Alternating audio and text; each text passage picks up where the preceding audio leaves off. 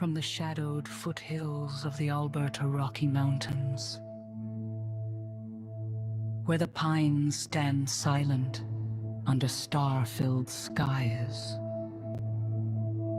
and the peaks hide secrets older than time itself. This is Tommy Temper, After Dark. Good evening, or good morning, wherever the darkness finds you tonight across this vast, strange world of ours.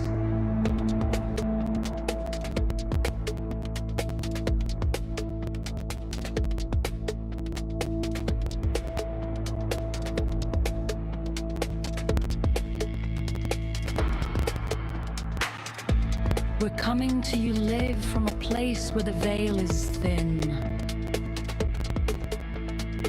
where UFOs drift silently above the tree line,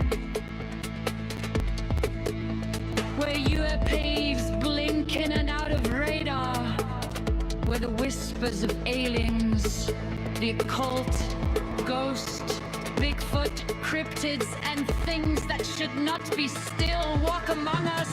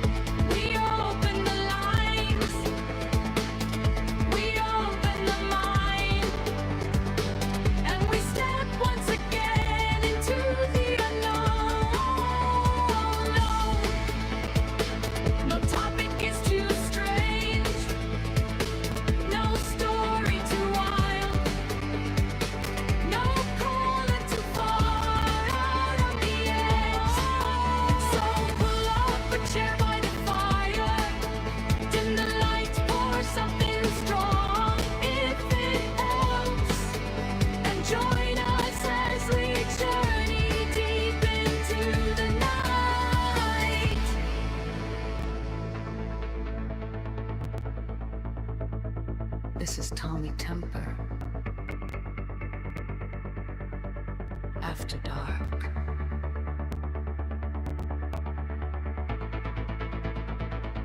And we're just getting started.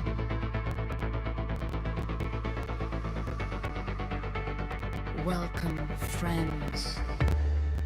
Let's see what's out there.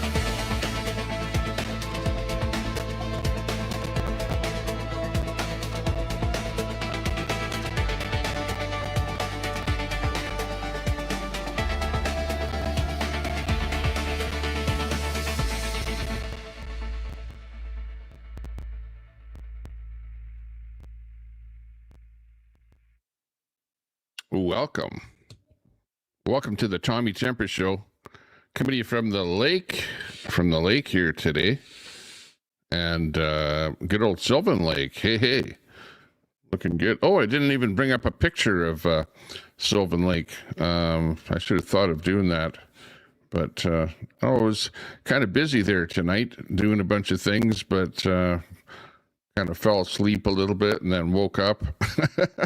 So it's kind of a little bit of a late show here. Daniel Barry, good to see you in there as a few people pop into the show here. I've got the link up there, so if anyone wants to pop on the channel here and say hi, you're definitely welcome to do so. Absolutely. Do it to it, as they say. have a bit of fun. We're going to have some fun here tonight. Maybe get some people onto the panel, or who knows, maybe just talk to the chat, see what's going on. If things are kind of slow here, we'll have a short stream. Otherwise, we can go for another 3 hours anyways.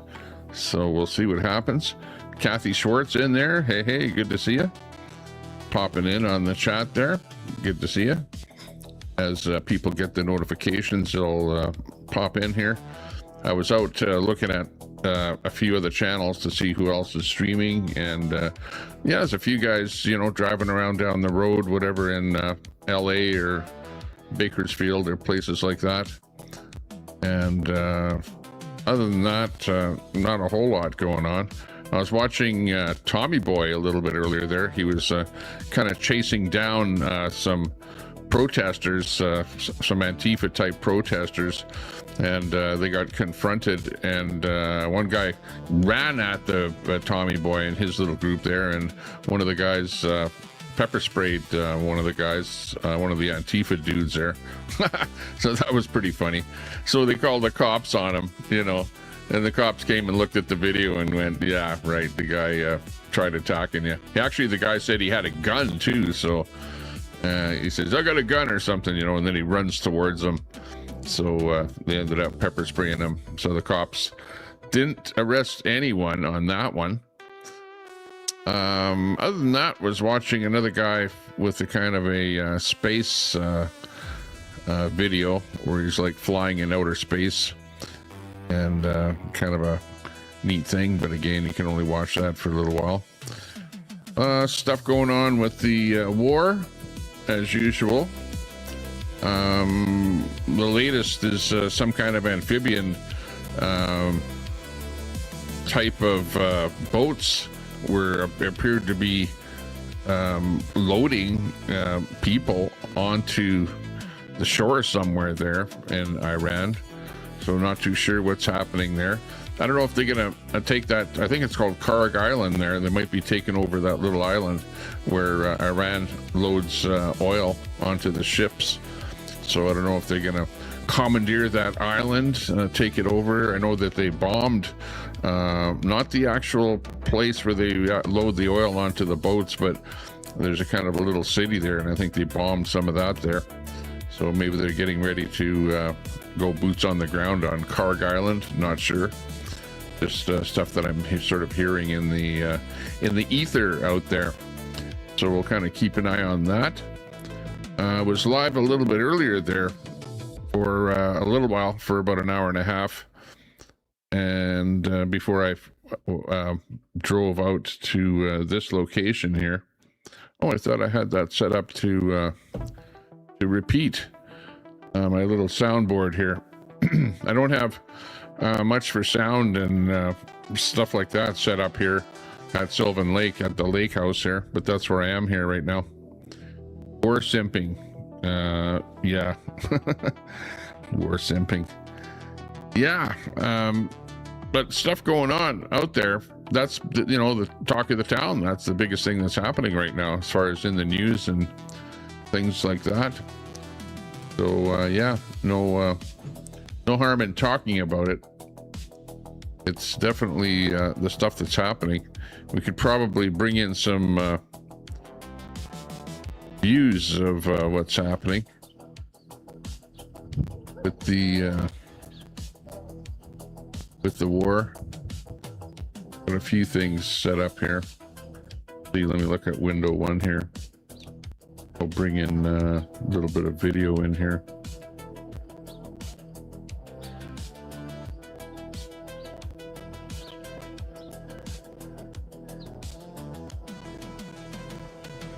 Okay. Oh, that's weird. The background changed to, oh, actually nothing. That's weird. Okay. We got this one here, which is live Tel Aviv and Jerusalem skyline as the Iran war continues. Coming in from AP, Associated Press.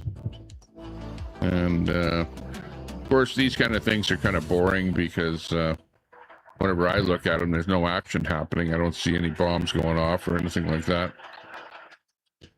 So, Hey, that was kind of weird.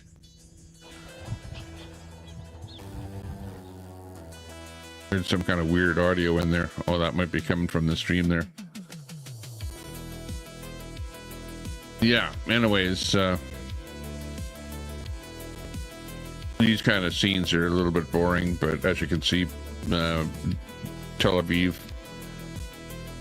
Jerusalem skyline looks pretty mild right now, but hey, 10 seconds later, something could be happening. So that's one of the scenes going on right now. How's everyone out there? No diggity in there. How are you doing? What about you there, Kathy? How are things going for you? See you out in the chat there. Let me see if I can get another one here. We got the skyline of Beirut. And Beirut looks pretty mild, a little bit more smoky or hazy or something out there. But I don't see any action in Beirut. This is again coming from Associated Press live feed. Not much coming in there. Next up would be, yeah, I don't know. There's only two feeds coming in there. Let me take a look at anything else that we can see coming in here. Very good, very good. Love watching your show. Oh, thanks a lot. Pray for peace. Yeah, absolutely. We need to pray for peace. That would be a good thing to have happen. Let's see here. Let me just see if I can pick up some other feeds here that are worthwhile taking a look at here tonight. Filter it out and let me see if I can find anything live here. Live on cam, Iran's biggest attack. Let's take a look here. See what this one is all about here.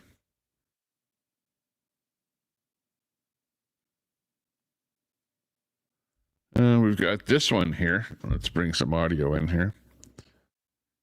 We can hear what's going on. Israel's defense systems to classify, track, and engage multiple threat profiles simultaneously. Each missile type requires a different interception solution. Mixing them is how you stress a layered defense architecture beyond its design parameters. Arrow engages one type. David's Sling engages another. Iron Dome handles a third. When all three are firing at different missile profiles arriving from different angles at different altitudes, the system is no longer operating in sequence. It is operating at capacity. Hezbollah matched the scale. The group launched roughly 200 rockets and drones over several hours, mainly at northern Israel, but with some long-range fire also triggering alerts deeper inside the country. Rockets and drones at Israel arrived in the same broader window as Iranian missile fire, in what Tehran described as an integrated operation. The combined volume turns the barrage from a military problem into a mathematical one. Every interceptor that engages a Hezbollah rocket is one not available for an Iranian ballistic missile. Crazy. Every radar tracking incoming fire from Lebanon is one not watching the eastern horizon. The joint operation did not just double the threat, got railroaded in there. Hey. If the timing was as overlapping as Iran claims, Hezbollah rockets and Iranian ballistic missiles would have been arriving in the same window, forcing Israel to run its northern and central defense sectors at full capacity at once. That is the operational meaning Tehran attaches to the word joint. The rocket fire triggered mass sirens across Israel. Thousands rushed to bomb shelters as civil defense systems responded. The IDF urged residents in northern communities to remain inside shelters until further guidance. Israel's National Ambulance Service said at least 2 people were injured by flying debris. In the northern town of Be'ina, a rocket struck a home, injuring a woman inside. Several other residents in the area suffered anxiety attacks and required medical assistance. The physical casualties remain low, but hours of sustained alerts, talking about hours shots of at sirens Israel and shelter runs, hours of not knowing whether the next impact will be a field or a bedroom, leaves a mark that does not appear in any casualty report. The Be'ina strike is the detail that cuts through the numbers. Not a military base, not a radar installation, a home. A woman inside it. A rocket that found a residential address in a town that most people outside Israel have never heard of. The war at the macro level is about missile counts and interception rates and defense grid saturation. The war at the human level is about a woman in a house in Beina who did not reach the shelter in time. Oh no. Whoa. Look at that. Imagine that in your sky. Scared the shit out of you.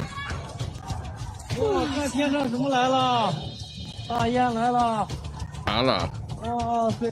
At least they're not saying Allah Akbar. We got 12th man popping in here. Hey, 12th man. Hey, good evening, Tommy. Hey, good to see you. Do I have an echo? You do. Well, let me fix that. Stand by for echo cancellation. A fraction. That is the word Iran chose. After a week of sustained missile and drone strikes against Israel and U.S. targets across the Middle East, after Khorramshahr, Iran says were aimed at Tel Aviv. That sounds better. Let me shut that audio down there so we can hear you. Yeah, so what do you think of the war so far? Yeah, I didn't mean to interrupt, Tommy. I was just touching the mic and don't want to interrupt your monologue. Oh no, if we could get a panel going here with lots of people, that'd be good. If we can get more people popping up here, that'd be even better. I've seen that one short you shared with Queenie coming up, and after I'd already left, and I think she really does hate the United States. Well, yeah, I think she doesn't have anything good to say about Americans. Hey, we got Mechanic Eric in the chat there. Hey, good to see you. Long time no see. Oh, we got a cracking noise on both of our audios. Does it sound better? Better now? Maybe I was pushing the audio there too hard. Might be better. Sounds good on my end, Tommy. Yeah, it's a little bit. Yeah, well, it did sound a little bit crackly there before.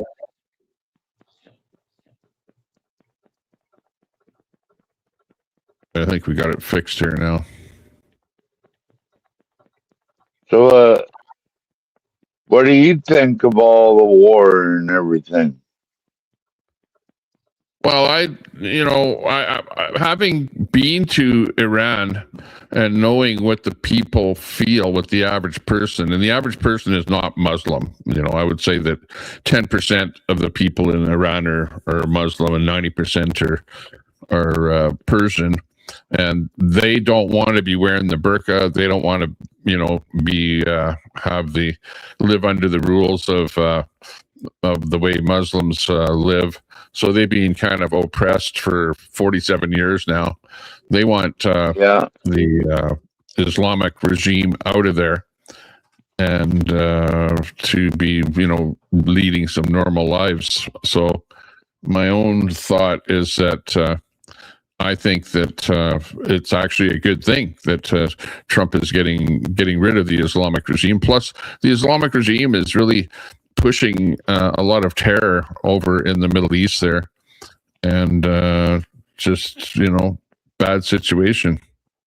Yeah, and if you look at this, Tommy, I mean, have we ever seen the entire Middle East united against something with the United States and Israel? Like all these Muslim countries and even Turkey, they attacked Turkey. So, exactly. That's supposed to be a NATO violation.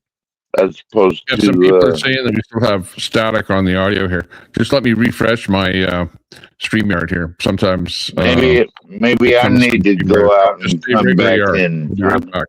Stay right where you are. I'll be right back. Just let me reload this.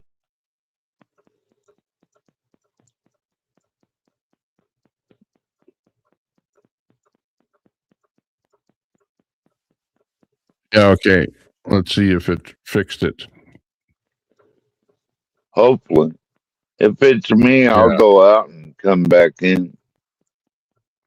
I can hear a little bit of crackling on your audio. How about right now? Railroad, it says better now to some degree. Well, it's a long way between Canada and Alaska and wherever they're at. So a little crackling can be expected a little bit. Yeah, exactly. I wonder if it's crackling. Let me try something here. Okay, I just stay in the channel. Don't dump off, but I'm gonna just remove you from the screen. Okay, and just let me check something here because I want to see if it's on my side or if it's on StreamYard's side. Okay, so just stay in the back green room here. Stand by. Okay, I just took him off, and let me just go into my audio here.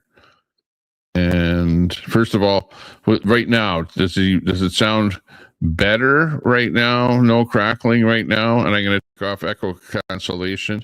How about now? Like right now, does it sound good? No crackling whatsoever? Does it sound perfect now?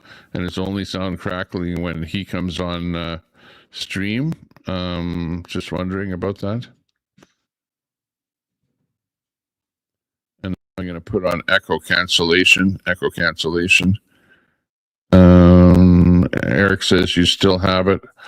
I wonder if it's my StreamYard itself, because I don't really hear any crackling on my audio at all here.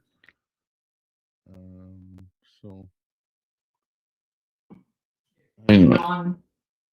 What's that?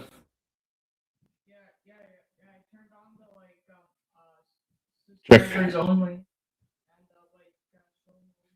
Yeah, something going on there. Something weird. Yeah, I turned it.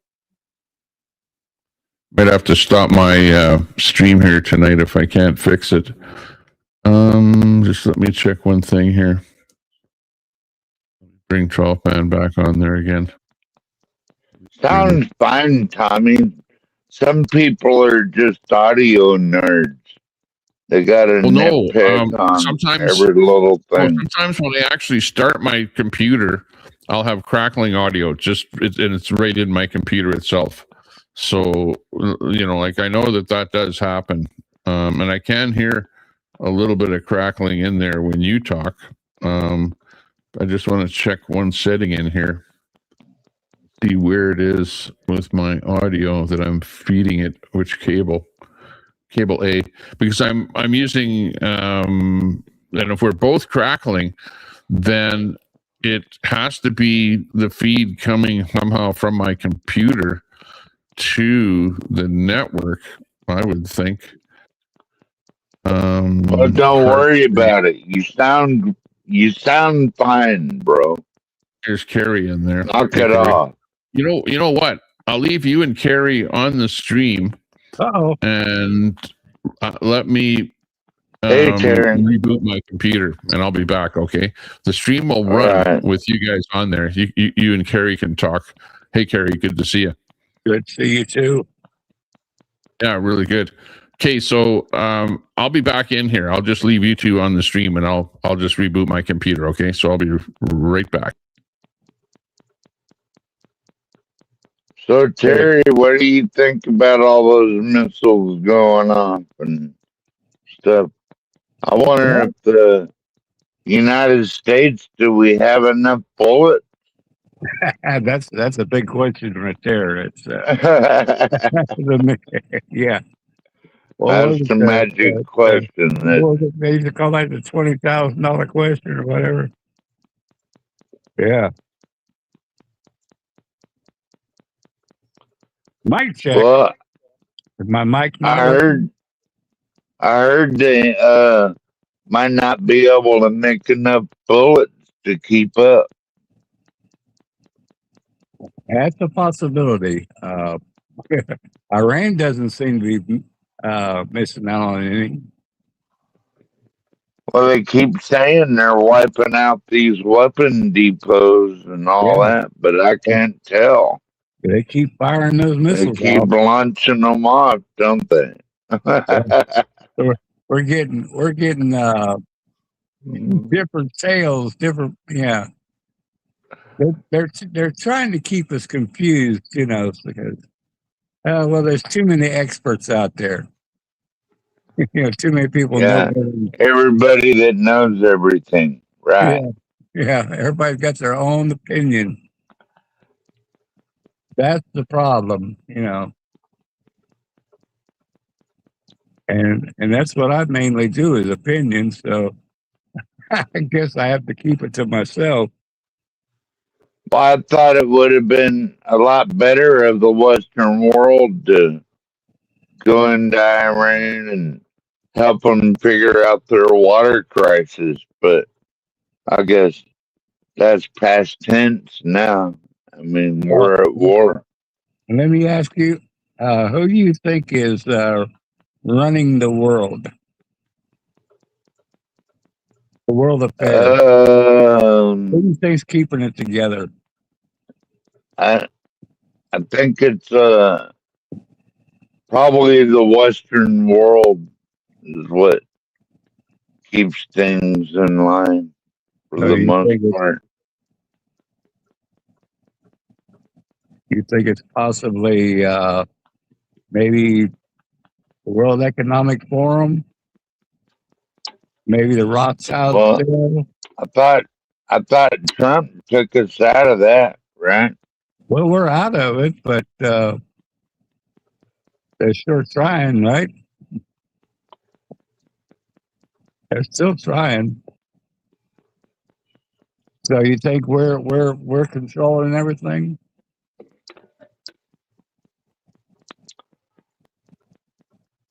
Well, I'd hope the Western world is at least leading the way. I mean, we can't have cannibalism and throwing women off buildings if they don't wear a burqa and all that. Yeah. You know what I mean? Yeah. Can't be having that shit. That's a big problem we have. Everybody thinking too small. They don't see the big picture. What's really going on. Global. Who's who's making what happen. Well, it's not Carney in Canada. He's sitting on his hand. Definitely not Carney. But Blame I think he's in the ranks of Gavin Newsom and that failure of a governor. You know what I mean? But we have to start thinking about it in that way. And the way Trump is playing the cards, he's showing, that maybe we should govern the world, not rule the world, but govern it, like the Rothschild, like the WF.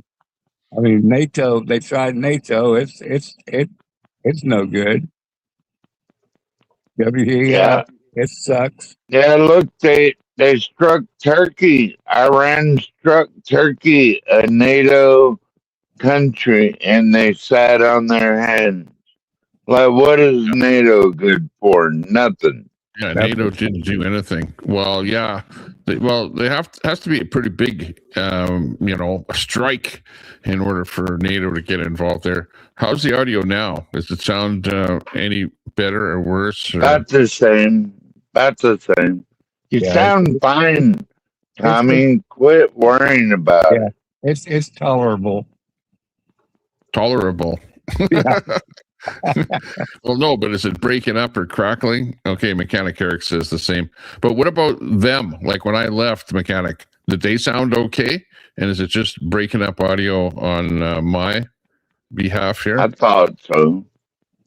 Yeah, it's just on yours. Yeah, well, that's weird. Like your might need a new reset your headphones.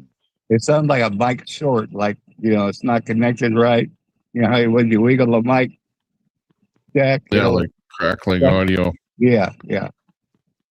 But it's not. I wonder if it was only crackling. Are you on a Bluetooth or a direct connection? No, I'm on a studio microphone connected to a Rodecaster Pro, connected to OBS, connected to StreamYard. So there's a lot of things that could. A lot of you sound fine, Tommy. Quit worrying about it. Maybe too much processing is a thought on that too. Hang on. Just look at my processing. Let me just take processing right off here completely. If I can find it here. That cleaned it up a little bit, didn't it? I didn't do anything yet. Hang on. Sounds. That's a good one. So you took the processor off. Audio. Okay, processing. Tommy always worries about his audio. Jesus Christ. Effects edit note mode. Okay, let me go now. How about now? Whoa, what was that? Try talking. I took off a bit of processing there. There was some stuff on there. Does it sound better now? No. Yeah. Yeah. You sound fine, God damn it. Knock it off. I know I did have some stuff turned on there because I was getting background noise here in the studio. Well, I don't know how to fix it because I don't hear the problem myself. So, and I'm monitoring cable A, and cable A goes into StreamYard. So it sounds clean going into StreamYard. So it must be a problem between StreamYard and my computer or whatever. Maybe. I don't know. Who knows? You're intelligible. Might have something to do with this thing where I have to turn on what do you call it in the audio? Echo cancellation. So just hang on. I'm going to turn off echo cancellation. Okay, echo cancellation turned off. Testing 1, 2, 3, 4, 5. Does it sound good like that? Yeah, it sounds better. Yeah. Because I have to have that echo cancellation on there. No, yes. Yeah, right. Good answer on that one. Because otherwise you guys complain that there's an echo on there. I'm not complaining. Not hearing an echo yet. Yeah, well, I turned the echo cancellation back on. Oh, you did? So, well, it must have solved it. Well, hang on. Okay, well, there's echo cancellation off. Because normally... Yeah, leave it off. Leave it off. Echo cancellation. The only time I need echo cancellation is when I run a StreamYard with the guests on here. There you got an echo. Yep, it's back. Echo's back. Yep. Okay, so there's echo cancellation on there. So Mechanic Eric says the same. Doesn't matter whether echo cancellation is on or not. Yeah, I'm going to actually listen to my stream here and see if I can troubleshoot it a little bit. Anyways, yeah, go ahead and keep chatting. Is this a test stream? I thought we were talking about Iran in the news. Well, yeah, it's anything goes stream. You can talk about anything. Oh, okay. Okay, yeah, I see Mechanic Eric is in there. We got Railroaded in there. Hey, good to see y'all. What's up, Eric? Hey, Tommy. Can you hear me okay? Yeah, you sound good. I haven't really been streaming, so I didn't know if everything was still connected correctly. I hear a faint thud, thud, thud, thud, thud, thud, thud in your background when nobody's talking. It's because he's not close enough to his mic. No, there's I don't really know. Maybe one of the guests is jerking the gherkin. You never know. Oh, jerking the gherkin. It's a possibility. That's nasty, Tommy. Oh man. Tommy. All signs point to you're too far away from your mic, because when you got closer to the screen, all symptoms went away. Well, the only two people I don't hear a crackle coming from is the guy with the avatar with the blue shirt on, and then the female that's talking. The other two, you guys, I hear crackling, but when those two talk, it's clean. Yeah, So okay. I'm pretty sure I sound good. Again here. Let me just turn my audio down a little bit here. 1, 2, 3, 4. I have faith in my headphones. Just let me talk. 12th man. Just let me talk. 1, 2, 3, 4, 5. 1, 2, 3, 4, 5. That sounded clean.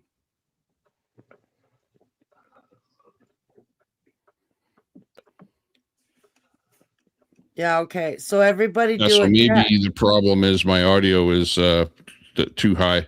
Just the gain was maybe too high. You sound fine, God damn it. Now 12th man's the only one that's still crackling. It's only when I raise my voice. Okay. So maybe my audio is cranked up too hot. That might be what the problem was. Yeah, you're sounding good now there, Tommy. The only person that's got a little bit of crackle is 12th man when he's talking. Yeah, I can hear the little bit of crackle on 12th man, but that's because he's coming all the way from Alaska, and he's when the northern lights are going on up there, the crackling affects the signal. Yeah. Yeah. Hey, 12th man, have you ever heard that crackling noise from the northern lights when they're going? No, but I heard it so cold it was like 35 below zero outside, and you can hear everything crack at that point. Well, it's 35 below, and I'm in my truck off to the rodeo. But my heater's broke. That was almost the words, Tommy. What's that? Left element, right? Get off stage, goddamn dude. You know. Oh yeah. You pissed me off. You freaking jerk. Get on my nerves. I know. We lady this morning. There's a lady on the panel. It was 20 below zero this morning when I railroaded. Oh, let me hang on. Let me take the thing off there so you can see the names. There you go. Okay. Tommy, we can only see your head. Everything about you is black except your arm. Hey, this is a perfect time to do a meme or a puppet or something. Everything about you is black. All we can see is your head and your ass. Your head and your ass. That's all you can see. Okay. No, your arms. We don't want to see your ass. My arms are right here. Right. Tommy has white boy hairs on his ass. You don't want to see that. White boy. No. White hair in my ass. Just hang on. Well, this is supposed to be intellectual here tonight. We'll digress quickly, on these podcasts. Tommy, your back screen's just black and it matches your t-shirt. Yeah, I know. Because it's like late night after dark. It's like scary, like ooh, it's a scary show here tonight. That's what you can see it's nice. Hey, Tommy. What he needs let me tell y'all something real quick. Y'all know why LC don't go live no more? I think the entire internet took all his channels down, except for maybe Kick. So he can't go live. All his channels got kicked off the air, Tommy. Really? Yeah. Yeah, well, I heard something about he was on there talking about his channel or something going down, or he was on there with a backup channel or something like that. So maybe if he got, you know how if you get your channel taken down and you try and go live with a backup channel, you're not really supposed to do that. You're only supposed to you're supposed to go off for a week or something like that. So maybe he got caught using a backup channel or something. But still, he should be able to go on Kick or some other platform, but who knows? Yeah. Too bad, so sad. No fucks given from this end. So what did he supposedly do that he got kicked off? I don't know, but some of those guys, they have these women come on there that show their breasts and stuff like that, Oh. So I don't know if that's what happened. You never know. I've never caught that. Porn bomb thing, yeah. Yeah. Well, I know there's one guy, MCF, where there's this woman that on his show, because he runs streams where, you know how you don't save your stream and you can't rewind the stream when it's live, and when his live is done, it's done. And at the end of his stream, this woman would come on there and porn bomb show his breasts, and he would actually let her do that on his stream. And I don't know, he's kind of at risk of having his channel taken down there too. Yeah. That's why he has MCF too. He has a backup channel. I don't know if that's the case, because the people that don't keep their streams, I've never seen, we know that one person that we talk about, the red guy, that's what he's always done. And, he never gets taken down because he just deletes the streams afterwards. Yeah, well, it depends on whether people actually complain about it too, because if YouTube gets complaints, with the description of what's happening, and they get enough of those kind of complaints and they kind of look into it. And even though his stream gets taken down, you can imagine that, YouTube probably has a copy of whatever it is that's going on so that they can go back and check. Like, let's talk about the elephant in the room if we're going to discuss doxing for real. So if I say my first name's Allie in a chat somewhere, I don't. Hey, Allie. Hey, 12 man. I don't expect that to be private information. When you start going from one platform to another, grabbing pictures and addresses and other shit, I better be officially fucking charged with something before somebody gets to fairly do that. So, like, if we were looking at an example here, we'd talk about the 2 missing kids from a reserve in Nova Scotia, Jack and Lily Sullivan, who are coming up on a year, and, like, they just went fucking missing. Like, mom and dad, nobody knows. The whole community's not talking about it. And we got Q-Tip over here fucking doxing people, acting like she's got some sort of file number on everybody, but she never produces the file number. So I called the RCMP tonight and said, I'm done with this shit. I asked you guys to help 2 months ago. If something happens to me because of the shit she's fucking doing, because she, like, Facebook kind of fucked this up years ago when they forced everybody who was going to be an admin or a moderator or a fucking creator there to identify themselves with their ID and their fucking legal name. This started out as a social media platform for university students who knew each other face to face. And they were encouraged when they got online initially to fucking use fake names, aliases. And then they run into security issues and shit. And the only way to bring Facebook into something that wasn't going to get trapped in court for fucking around was to force people to give their identification up. And now you know why fucking Facebook is part of the leading community for AI and gaming and Oculus and whatever. Like, I wish I'd have never turned that fucking shit on, but I did.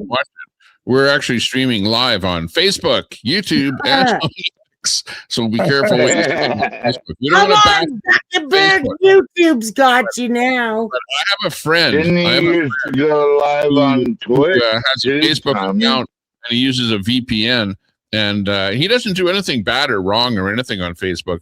But you know how they come in where they shut you off and they go, verify who you are, show your ID, you know, blah, blah, blah, blah, blah, this stuff. You show your ID, you turn your head this way, turn your head that way. Do that to me. Verify who you are. And he did that. And then they shut him down again. And that's actually happened to me 3 times there. I've had to verify my account probably in the last 3 months. So they're going hog wild on that. And because he uses a VPN or something, they just plain shut him down. So he can't even get on his Facebook account anymore, probably because his IP address doesn't match up what he's logged in or signed up with or something like that. So he's all pissed off at Facebook. And Facebook is really pissing off a lot of people with their re-verification bullshit that they're doing. You know, I don't like to have to do that. And when it happens to you, they ask you to verify yourself, and then it takes damn near a day before they get back to you and turn you back on again. So you lost a day of even looking at the thing on there. Wow. So they're losing a lot of customers because of that, I think.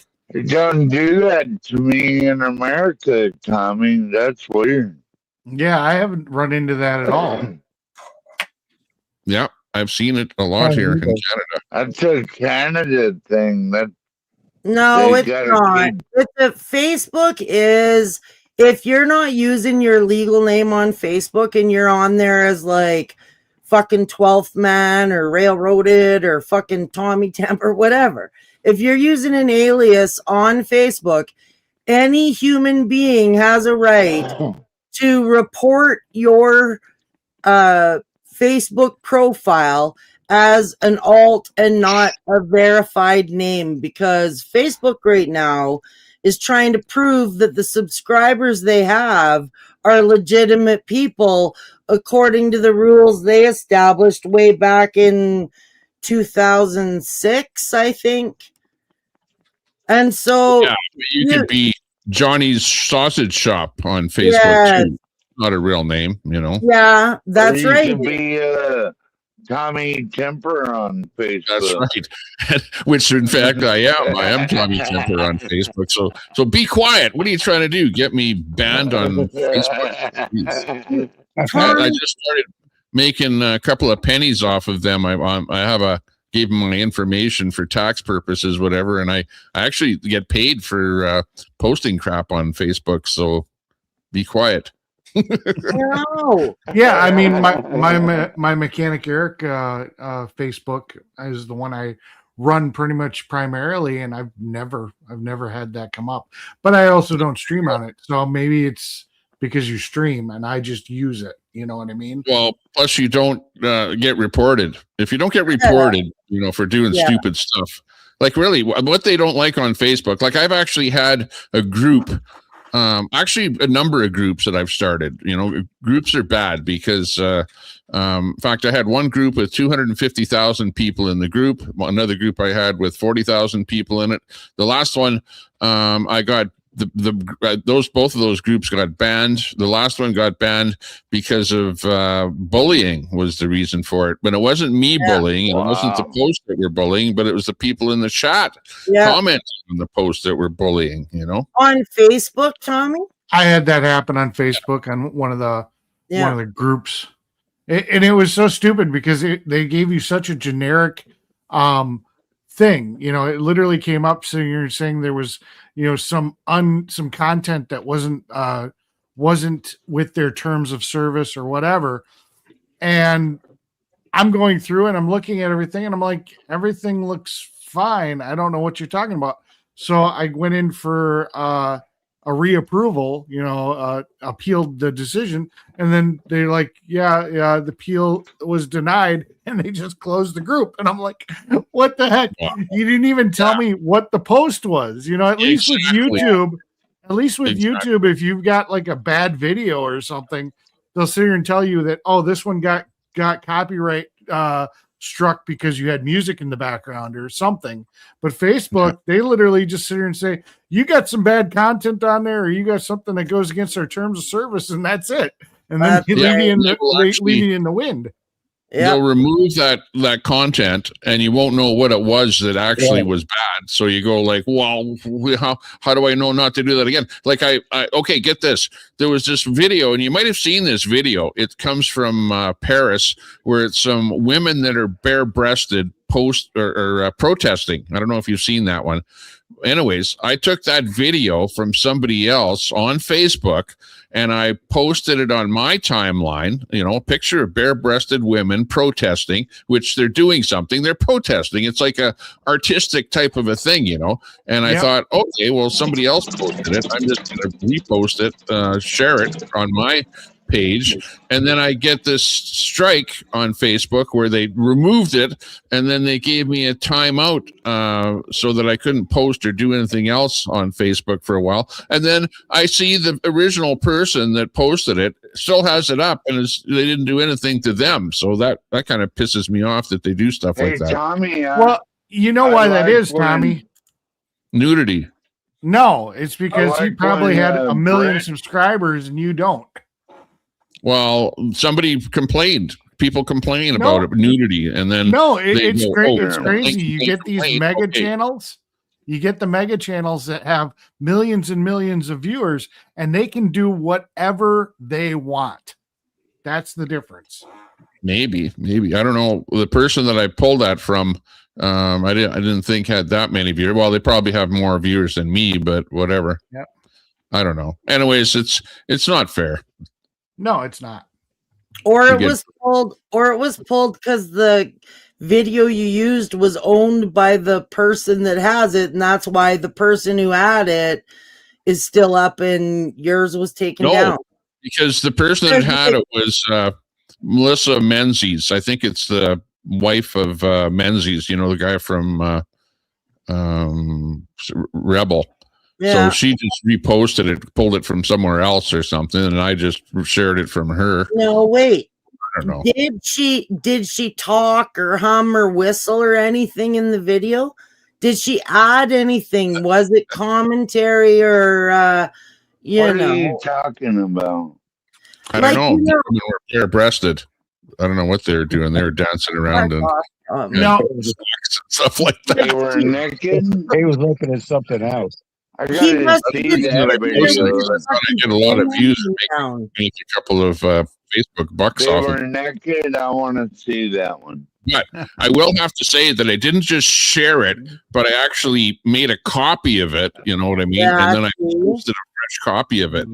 So herein lies the problem. Tommy, did they have hairy butchers? They had hairy freaking armpits. They were like this, holding their signs up in the air. Oh my god! Someone even commented, "Bitches have hairy armpits." I was getting those kind of comments coming in. Lord. It must have been France. It was France, yeah. You remember when Madonna did that in the 80s? French girls have hairy armpits, I guess. Yeah. And they probably don't wear deodorant either. Oh God! No, they don't like that either. That's it. I'm buying another fucking box of Vagisil to give away. Oh, jeez! Watch out for that green mayonnaise too. Well.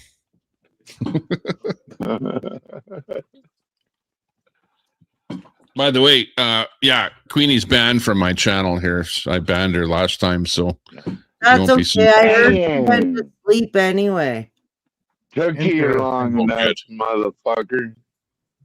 Doing too much mushroom or something there. Yeah, she mad. Also, we have Hire of Bacon in the chat. Good to see you, my friend. And he's a multi-streamer. He does lots of windows of people streaming. And somebody gave him a strike because he was restreaming somebody that didn't like it. So that's why he's pissed off and says all channels associated risk the ban on YouTube. So yeah, And when you get 3 strikes, you're out on YouTube. And generally speaking, if you have multiple accounts and you get a strike on one account, you shouldn't stream on any of your accounts. I think that's the terms of service. But a lot of people do it, where if they get a strike on one account, you know, and you get timed out for a week and a half or whatever it is, the number of days, some people just right away go and stream on a different account. But that being said, that's why you should always advertise on your channel that you have a backup channel, and so that everyone knows where your backup channel is, so that if Hire of Bacon gets taken down, they can go over to Hire of Bacon +2 or something like that, you know, and still watch you if your main channel is gone. Tom, you're not fucking encouraging alts right now, are you? Yes, backups. Yeah. Oh like, my God. Channels like I'm getting the beer. This is war, for fuck's sakes. I'm getting a beer. But my understanding was that as long as you're providing commentary while you're restreaming, that makes it new content because you're having conversation about what they're saying. Well, it does. But when you're multi-streaming with 6 windows, you know what I mean? And I don't know if Hire of Bacon actually talks on his stream over top of the stream, and you know that's probably the problem. And you're not talking too much. Yeah. Yeah. If he doesn't talk, like when you're watching something, a lot of times you're in there, you're talking and you're commenting about what's going on. That makes it fair use. If he's just restreaming it, then that's where they get him with the copyright. Exactly. Well, the other thing is that I think the person that he was restreaming was maybe a left winger, and he's a right winger. So no, say it's not so. Some left winger went out of their way to strike him. When does that ever happen? Exactly. Yeah. Isn't the rule that you have to speak or pause the video within 13 seconds in order for it to beat the strike?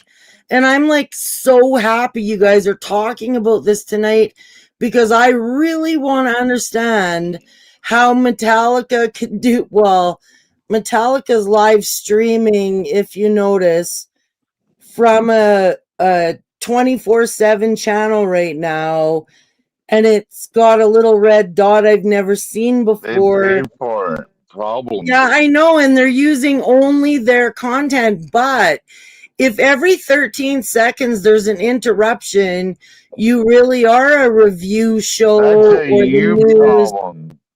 You don't have premium. Metallica, the band. That's a fucking you problem. Yeah, but Tommy, if you look, it's not a live stream. It says station, and they're 24/7 playing their own content. So by that standard, as long as we don't break the TOS for YouTube and we talk or interrupt the original content within 13 seconds, we're going to beat the AI. And I think if we mention in chat the song that's playing, YouTube should fuck right off, and so should the taxes. Okay. You're okay. Well, there's one thing that's called a copyright infringement, and then there's another thing called a copyright strike, and they're two completely different things. Okay.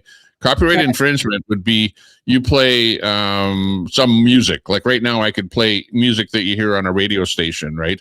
And I would get a copyright strike if I play more than 8 seconds. And actually, I've got some, where I play that Love and Marriage song on here. I have that clip down to 8 seconds. It's no longer than 8 seconds, and I get a copyright strike every time I play that 8-second clip. And supposedly, you're supposed to be able to get away with playing 8 seconds of music. So maybe I got to tune it down to 7 seconds. Maybe that's what it is. But most of the music clips I play, I have them at 7 seconds. And if you're no more than 7 seconds worth of music, you won't get a copyright infringement, copyright strike. You won't get anything, right? Yeah. So where the 13 seconds comes in. But I know that I would say 7 seconds is the number that you should use. Another bad one is Sony. The big thing, and they practically own everything. that if you're making money off of it, that's what they really want to know. If you're making money off of every YouTube makes money if you start. Telescope says Metallica owns their own master recordings. They can do whatever the hell they want with their own content. So if it's a Metallica channel playing Metallica music, they have it's not a Metallica. It's Metallica's channel playing a fucking live 24/7 stream from, and be curious to understand that while Telescope is exactly right, they're fucking live streaming out of Montreal. Who cares? Yeah. What do you mean you don't care? Well, you have to look into the specifics of the channel and whether that channel has the rights to be able to show whatever it is that they're showing. And how many subscribers do they got? I'm telling you, once you get up into that millions of subscribers, you can pretty much do what you want. Yeah. I'll be right back. I'm going to get a beverage. You do that. Gonna get a beer, Chime? Come on. I'll grab another beer. You're gonna grab one. So you're saying a beverage is not a beer? 12th man. Oh no, we'll see what he gets. Is it a real beer or not? I was going to tell Telescope hi. Yeah. I don't really know if I've ever really paid attention to whether or not I've seen him drink, Tommy drink at all. What was your first concert, Railroad? Yeah, Tommy indulges occasionally. My first concert was a Kenny Rogers concert. Uh-oh. Really? Yeah. Wow. My mom took me to see him at State Fair. Yep. Yeah, I took my wife to see Kenny Rogers. Yep. And I think Dolly Parton was there. Now, I went there because as a kid, I like Kenny Rogers, but that would have been the era of when they were kind of doing a lot of shows together. So I don't think I realized it at the time. Joan Jett and the Blackhearts. That was and Huey Lewis and the News was the opener. 12th man. Don't take your guns down, son. Leave your guns at home, son. Attaboy, Tommy. 12th man. Do you mean from inside the concert or standing from the outskirts of the concert? Which answer do you want? What is that you're drinking there, Tommy? I just saw a can, but I don't know. Clamato Caesar. A Caesar. Okay. I used to watch all the girls go in the concert first, and then I would come in afterward. It's a all the Caesar. None of that meant anything to me, Tommy. I have no idea what that meant. Okay, Caesar. Have you ever had a Caesar? It's like tomato juice and vodka. No. Holy jeez. Never even heard of it. What are you drinking, Tommy? It's like the most popular. This is a really, really good drink. You should try it sometime. Huh. Mott's Clamato with Caesar. It's called the Caesar, but it's Mott's Clamato juice with vodka. And normally they dip the top of your glass in some kind of hot pepper or something, Interesting. So what is it? Basically like drinking a V8 with vodka in it? Exactly. Yeah, pretty much. Interesting. But the Mott's Clamato is like a clam tomato juice, so it tastes a little bit better than tomato juice. Don't they call that the Bloody Mary? That's what I was going to ask. Bloody Mary. No, Bloody Mary is with vodka. Oh, it's with vodka. Okay. This is with vodka. This is with vodka. It is a Bloody Mary. Yes. If he would have said Bloody Mary, I knew what that is. Right. He's getting all fancy on me, sitting here saying it's the chlamydia drink, and I'm like, I don't know what this chlamydia drink is. The chlamydia with Caesar.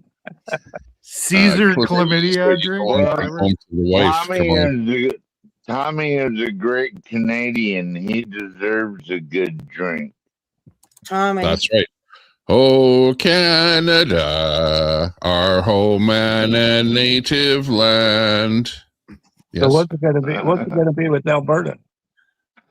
Alberta free. What's it going to be? It's going to be. Let's see. Do I have my Alberta song on here? I don't know. It's going to be Alberta free. You just fucking said it. Hey, ladies and gentlemen, Alberta's pride. Hey, ho! Hey, it's going to be the Tommy Temper country. Tommy's going to roll over Alberta. With fire in his eyes from a lake house glowing in the moonlight's gleam. He's the YouTube king of the widest streams. Oh, Tommy Temper. There you go. There's the new Alberta song. Actually, I don't have it on this soundboard here, but I did write an Alberta song. Could you imagine everybody trying to sing? Everybody trying to sing that. Where'd you get the song from, Tommy? I wrote the words and then I used Suno to produce it. Gotcha.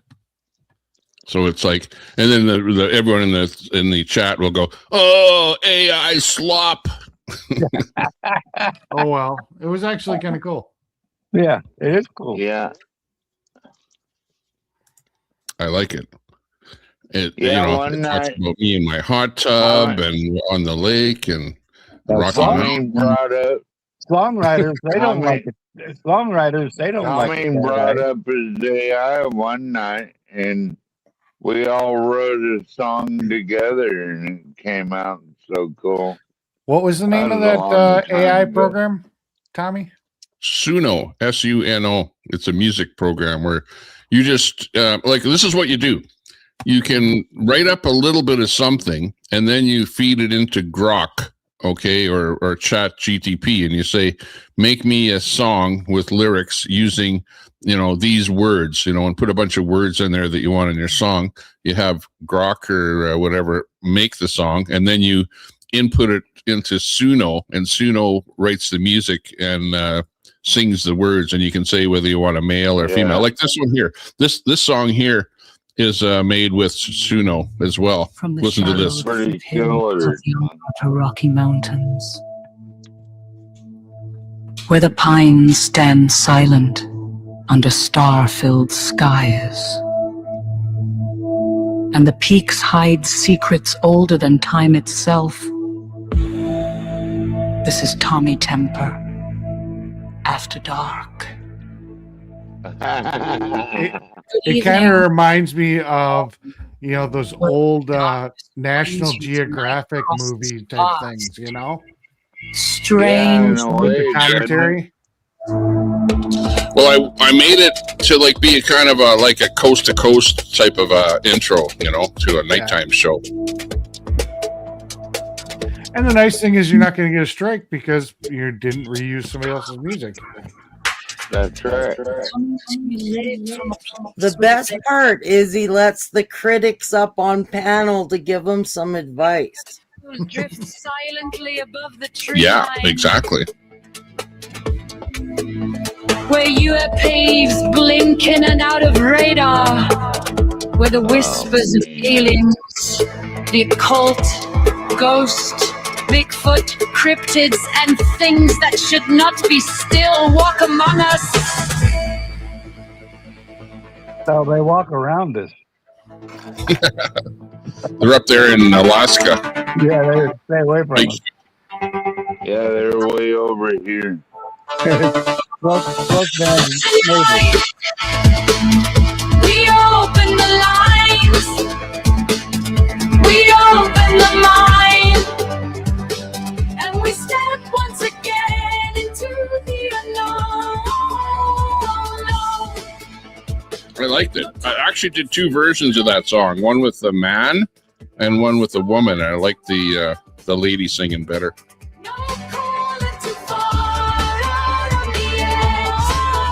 So pull up a chair by the fire. Yeah, telescope. That is an example of someone writing a check with their mouth that their ass can't cash. Exactly. Internet Monster says very gay. Well, thank you very much. I appreciate that. Woman. I believe you're a very gay person there, Tommy. You seem pretty happy. Some people, like gay things, like remember in the old days over in gay old England, it had a different meaning. I think I'll have a fag. It's pretty gay. Not a gay time. Let's see what's out there.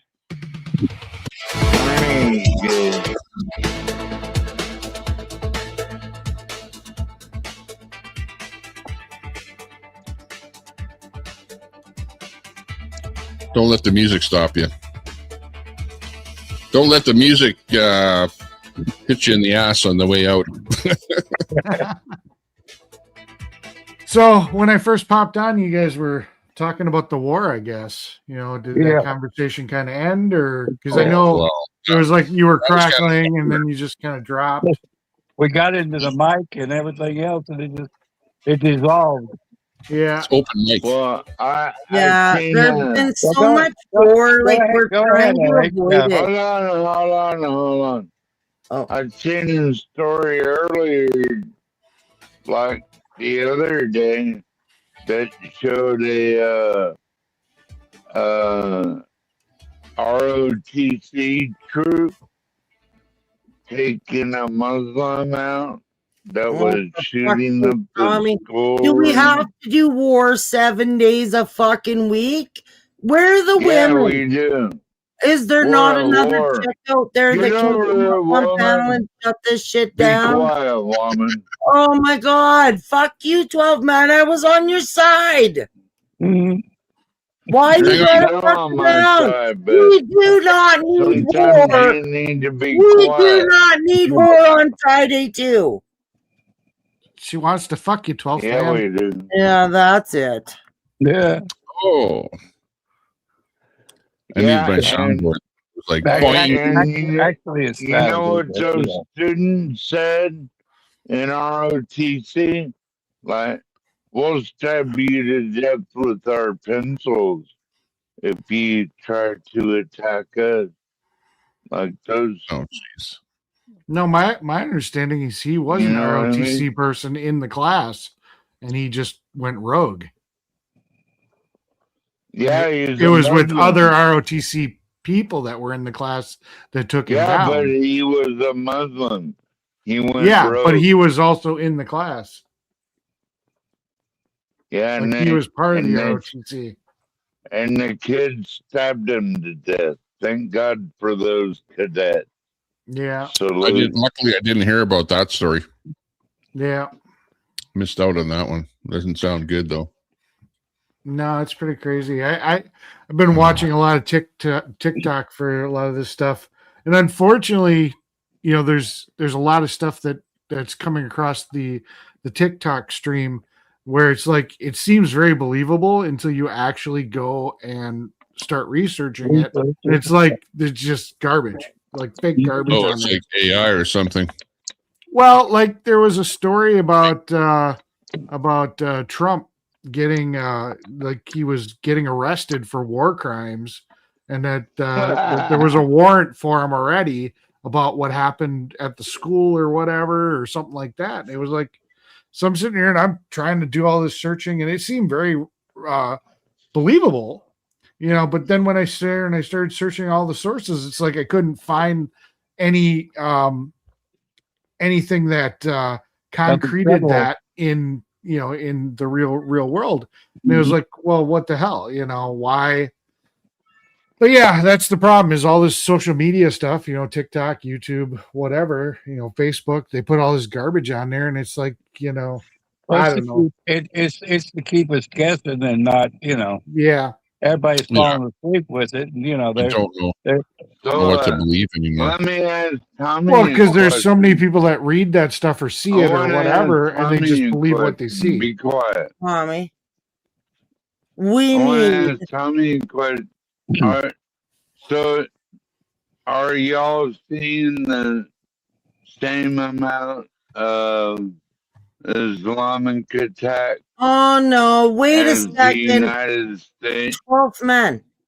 Yes, we are. No, okay, this is what's happened up here in Canada is that we had some kind of an attack. Now, I'm not going to call it an Islamic attack, but you figure it out. We had attack at a U.S. consulate where someone fired a bunch of bullet shots at the consulate, and then there were a bunch of Israeli type churches, Jewish churches that were shot up as well, in Canada. So you figure out who's doing that. Because they didn't catch who did it, so I can't say for sure who did it, but who doesn't like the Israelis, and who doesn't like what Trump is doing right now, and who doesn't like Westernism in general, Tommy. Well, and likewise, the other thing that you can say is that Canada invited in, and it's a well-known thing that there are over 400 Islamic regime people that came from Iran and were welcomed into Canada, and whether they're terrorists or not, who knows? I don't know. The things I heard that interest me about what was going on in Minnesota was what I heard, that the governor got arrested. Tim Walz or whatever.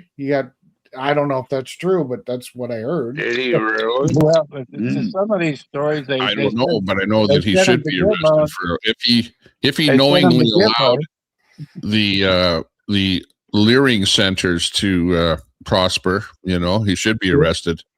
Yeah, let's see. Yeah, and all that Somali fraud, like $9 billion.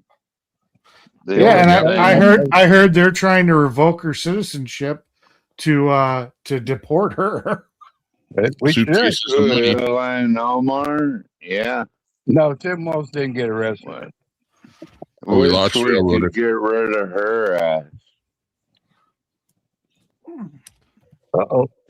See, and that's what I'm sitting here saying is it's crazy. I was looking at a website yesterday. It was showing all these people have been sent to Gitmo and executed, like Hillary Clinton and Michelle Obama, and things like that. They said body doubles. Yeah. Telescope says Tim Walz did not get arrested. So, that's probably you got things like that out there that, he should be arrested. There's a lot of people that believe that stuff. And that's what I'm sitting here saying is, you see this stuff, like I said, on TikTok, and you literally have to go and search it because it comes across, looking so real that you just... Wow, come on. TikTok is Chinese propaganda, and they don't like the United States. Well, TikTok's supposedly now a United States company on United States servers. It's not supposed to be influenced by China anymore. Well, that was one of the options. And Omar should be deported. How in the hell did she get $9 million in like a couple of years? Well, she's a Muslim. Muslims don't drink alcohol, but yet she owns her part owner or whatever. Her husband is of a winery in California. Come on. I don't know. From what I am seeing in actual stuff, DOJ is investigating the governor, and he's been subpoenaed numerous times, so he's probably going to go down pretty soon. Yeah. If he hasn't been arrested yet, he's gonna get arrested. Yeah, there's a lot of people that should be behind bars and aren't. They really both Carney need to be. Tommy, should Carney be behind bars for his cowardice? Well, he does what's known as conflict of interest. Okay, so for example, he owns stocks and stock options in a company called Brookfield. Okay, everybody knows that.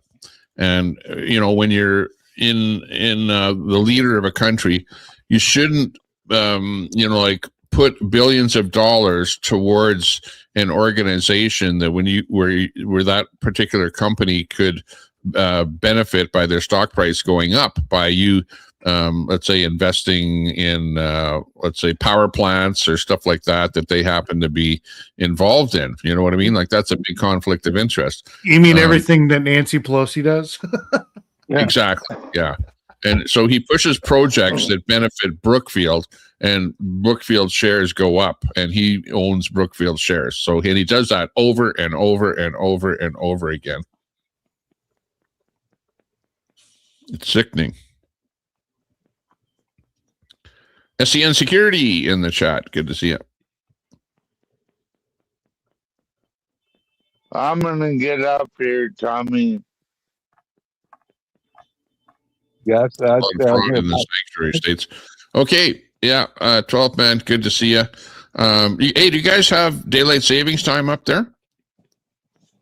Well, we're trying to get rid of it, but yeah. Oh, okay. Yeah, we're trying to get rid of it here too. BC just got rid of it. Saskatchewan does not have it, and we're right in the middle of those two provinces, and we still have it, but we're talking now of getting rid of it. So I hope we do, because I'm sick and tired. Last weekend, I was live, and I'm looking at the clock, and I'm going, well, I got to cancel the stream now. I got to shut the stream down. It's 3:00, and then Brett is in the chat, and he goes, hey, don't you know it's actually 4:00? Yeah. So I didn't even know that there was daylight savings change.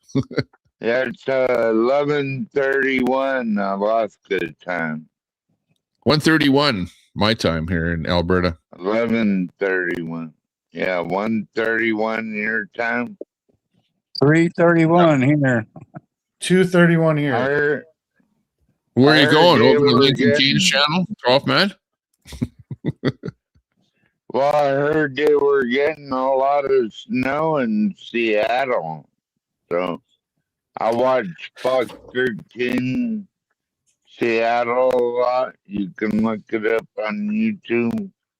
They're saying we're going to get anywhere from 1 foot to 2 feet of snow come Sunday, but that the projections keep on changing, because like on Friday they said we were going to get probably 6 inches, and we got nothing but rain.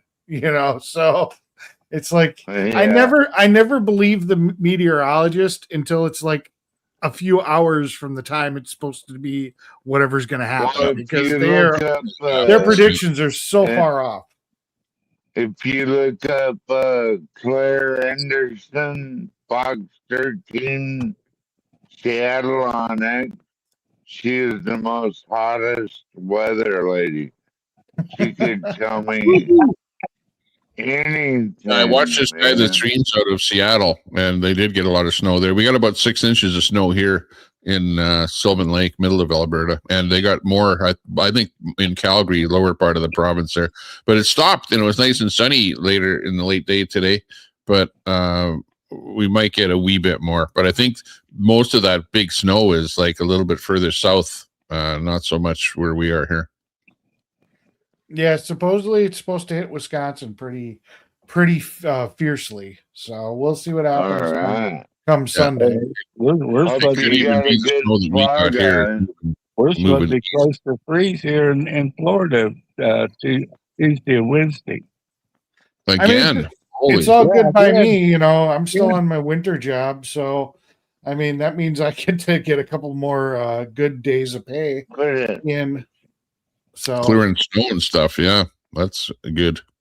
Yeah, I picked up a job with a landscaping company, because I mean I'm pretty sure you remember I work for an asphalt company the rest of the year, and we can't lay asphalt in the winter, so I ended up hooking up with this landscaping company that was doing some landscaping at one of the jobs where we had done asphalt, and it worked out pretty good. I mean, within a week of working there, the guy there and tried to see.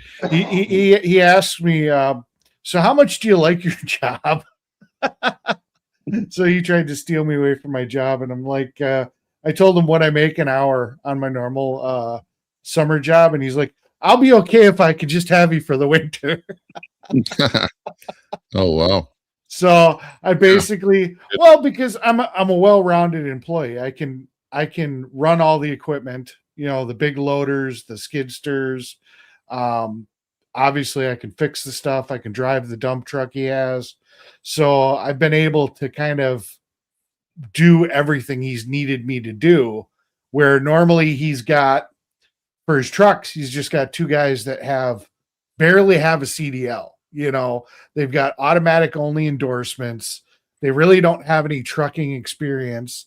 So, I mean, they're basically their steering wheel holders. Here I get in the truck and I'm sitting here and I'm telling him it's a 2023 truck and it's literally falling apart because these guys don't know how to tell him that this isn't working and they're not doing the maintenance. So I've basically rebuilt the damn truck over the winter, and then fixed his equipment. And, so it's been a busy year, a busy winter. So, I've had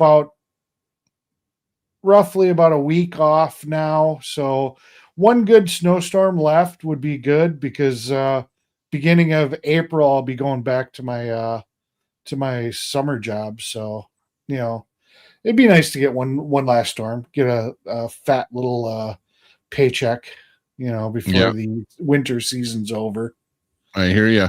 Yeah, well, I'm pretty much done with winter here. Well, I'm going to be tomorrow. I have a quad, like a little 4x4, 650 Arctic Cat thing. So I'll be riding that around on the lake there tomorrow. Still got about 3 feet of ice on the lake here. And the guys, I wish I had fishing equipment and was into fishing, because those guys are catching some nice, 1.5 long whitefish out there in the middle of the lake. But it's fun just riding the quad around there and talking to the people and just having fun. So on the weekends here, that's what I'm up to here. So I'll be doing that tomorrow. Gotcha. Yeah, I mean, my plan was I was gonna end up working. I'll read that in a second there, Telescope. My plan was I've got a friend that has his father had a machine manufacturing steel metal plant, where they engineer and build stuff or whatever. Really nice building. Dad kind of retired from it, so he's still got all the equipment, CNC machines, big brake presses, plasma cutter tables, the whole 9 yards. But he's also kind of turned it into a automotive repair shop. And my plan was, because he's got Wi-Fi out there, there's no way you could do cell out there in a metal building, even though it's in a horrible area to get cell service anyways. But I was hoping to do some streaming out there this winter, but unfortunately this winter job just kept me so busy I never got a chance to go out there and work with him. So it kind of sucks. Yeah, it would have been some good content. Salty? Yes. Okay, well, he streams from his, I think he drives a dump truck around there where he's always filling up and going from point A to point B, and he actually does a lot of streaming from his truck there lately. I don't know if you know that. Yeah, I caught one of his streams. I actually got his number, and I tried calling him, or I texted him or whatever. But that's not his primary job. He's down a driver or something like that, and that's just him being the boss. He's got to fill in and drive the truck. I tried to tell him he's got a triaxle dump truck with non-steerable lift axles. So when you're going around a corner, you're supposed to lift those, because otherwise you're dragging them sideways. But he doesn't lift them, So again, it's just out your tires. Well, it's really hard on the suspension, because it's not really designed to be pulled to the side. It's meant to just go straight down the road, so now you're using all the weight of the vehicle and you're trying to turn, and you're putting all that side loading on the lift axle, and it's not really designed for it. You're supposed to get to a speed where you don't have to hit the brakes anymore. Then you flip the switch and the axle comes up, and it just takes the weight off the tires. So you'll just, skip the tires in the turn, and then you flip the switch and you put it down, But I tried to tell him that, and I don't know. So again, it's cool. It's cool that he's able to do that. I can just tell, plus I've heard him grind into gears here and there, that's not his profession.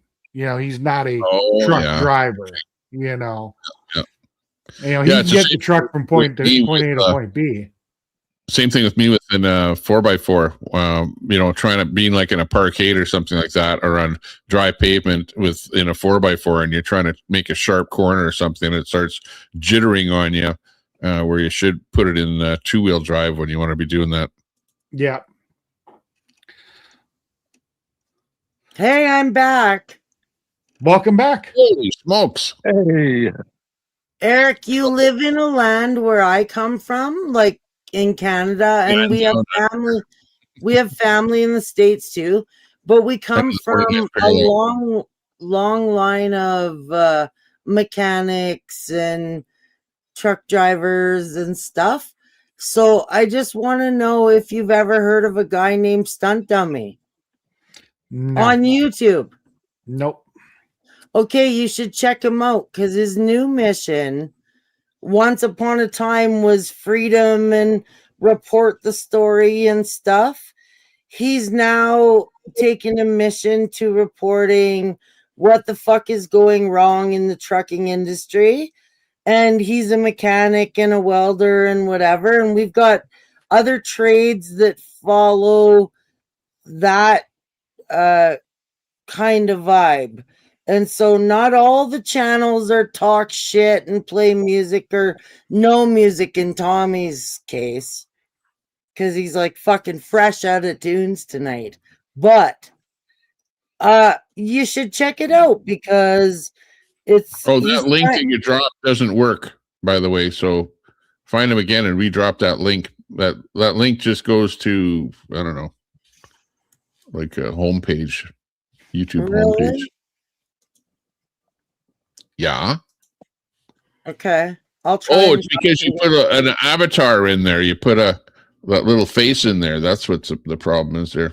All right. I'm going to give this right fucking now live while fucking Lenny's sleeping over there in his chair. I just seen my tab when I missed the,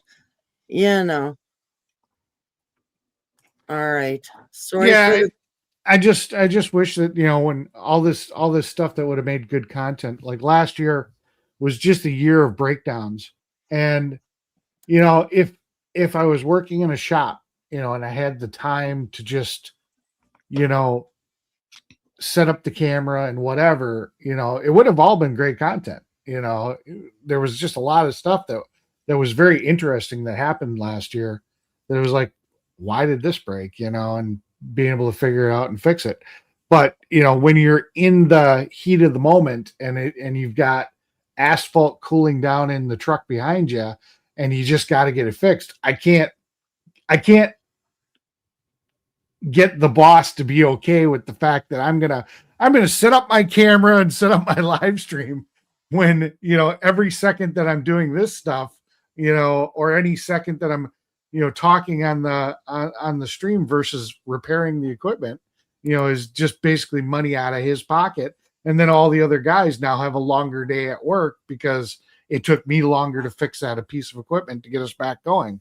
So it's really hard for me to figure out what to stream, it's like all this great content that would be out there.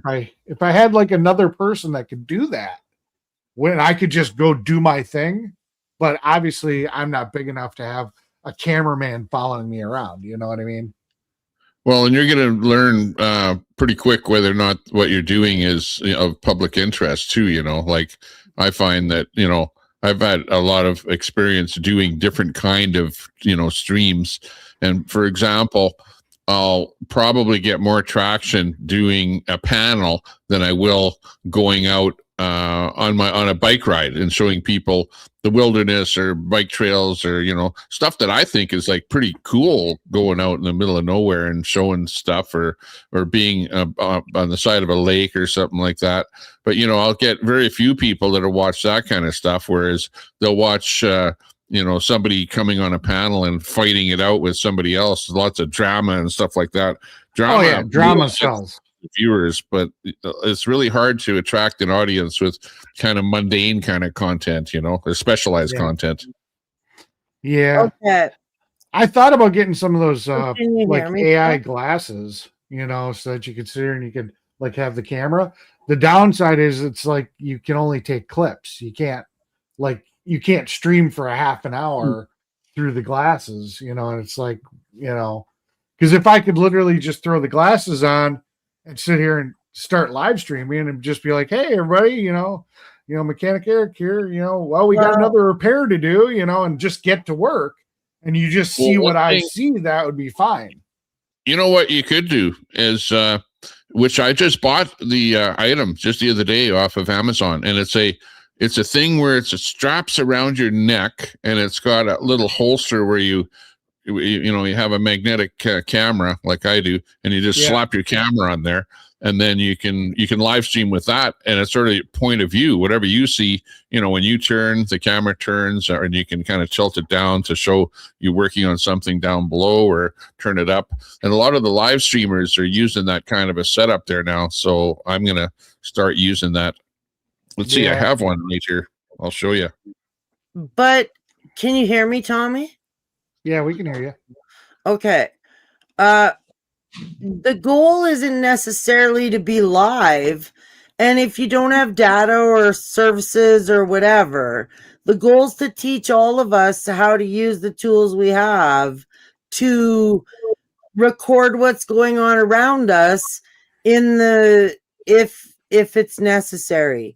And then have a space to share that information that you can trust and the people trust you. And so what I was trying to express to you is Stunt Dummies channel that is now, he was the citizen journalist during the Freedom Convoy. And before that, he was like, what do they call it? Redneck fucking pimp a car out kind of guy. That one don't work either. Anyway, he's now moving on to Grand. Tommy, are you okay over there? So what is that? That's one of those Apple. Yeah. What's it gonna do? Record your Oh yes. And don't leave the phone hanging on your. Yeah, I don't know if that would be. It's really strong, really strong. Yeah, I got a phone from doing that. I'll put it in my pocket. You could just have this, and if you tilt it forward enough like this, you can have it sitting so that you can glance down and look at the chat or whatever on it, or do a vertical stream or whatever, Don't let it ride off the chest. I know people that are using that exact device to record themselves garage sailing. Exactly. Or for me, when I'm riding my quad around, out on the lake or something like that, this is like excellent. And plus, it's got a strap here too, so you can strap it tight around your body, so you don't have it flopping up and down, So nice. Yeah. I just bought this, so I haven't tried it out yet, but I saw Ice and some of those other guys. This one here was the most expensive one I could find, which was $50. And, I'd recommend that because it's all metal. This here piece in here is all metal. It's not going to break, and it's really strong. It doesn't have any knobs or anything like that. And when you move it, it is hard to move. So it's going to stay in position. Really, really nice. But if Q-tip kicks your baby carriage over, it's going to go right through your chest. Wow. Yeah. Well, I know. Did you hear me, Railroad? That link don't work either. I think it includes the emojis in it. I got the link. I was able to find it. Oh, okay. Yeah. It's just youtube.com/@grand theft semi. Yeah. And it's capital G, capital T. Or whatever. Yeah, Tommy keeps on sitting here and taking me off as a mod, so I probably can't post it. I think he's got me off. Let's see. Yeah, I'm not a mod. Well, hang on. Let me bring you back on. You always unmod me all the time. Well, I don't unmod you. I unmod everybody, not just you. Well, I get unmodded all the time. I was Tommy's first managing mod. Hang on, I don't see you in the. I chat. just typed in there. Way up there. Type something there so I can find you. Well, now it's saying I got to wait 31 seconds. Oh. I just did type something. I'm at the very bottom of the chat. No, I don't see you. I see you on the Botrix, or not the Botrix, the StreamYard, but I don't see you on my stream. It didn't appear. Yeah, that last type in again, just say hi, and I'll see. The last one didn't show up. That's weird. Yeah, Tommy's got me like cracked out of here. There we go. There's a hi. Okay, hang on. There you go. You're back in. Yeah, sometimes that the bottle knocks you off. Well, yeah, I don't know what happened there. I see that too, because I do a lot of chatting, and I chat on one guy's thing where I watch him on the big screen TV, but I'm on my phone chatting, and once in a while I'll type something in, and I look up and I don't see it on the big screen TV, so it doesn't work all the time when you type in and chat. Well, it's not perfect. I've noticed if you do it at the same time as the bot will cancel you. That might be it too. If it gets two chats in at exactly the same time or something, one of them will supersede. Yeah, that might be. I've had it erased what I've already typed. Oh man, that could be the mod. A mod can do that too. They can erase something that you type. Yeah. If they don't like what you said. Yeah, so but nothing I subscribe to this guy. Nothing was removed by mods by my view. No. And I'm a mod, so I can see what other mods do. Unless it's I'm stunting him already. Stunt dummy. Yeah, I know. It sounded familiar. Q-Tip thinks we all just got here and we're all together just because she's the only motherfucker that ever had something to say. And it's not true. And she doesn't come with paper files. She goes and steals shit from other platforms that are supposed to be like legal names and addresses, and that bitch is using a fake name on Facebook to do what she's doing. And so you know why she gets to keep doing it. As far as I'm concerned, I proved myself a long time ago to my neighborhood, to the Facebook, YouTube, Twitter community shit. She gets to do it because I'm not reporting her. I'm gonna let her sink her own fucking ship, and she's doing it one day at a time by everybody who ever paid the fuck attention. And you know what? I'm sorry to say that I tried to love her anyway, and she can't fucking stand that.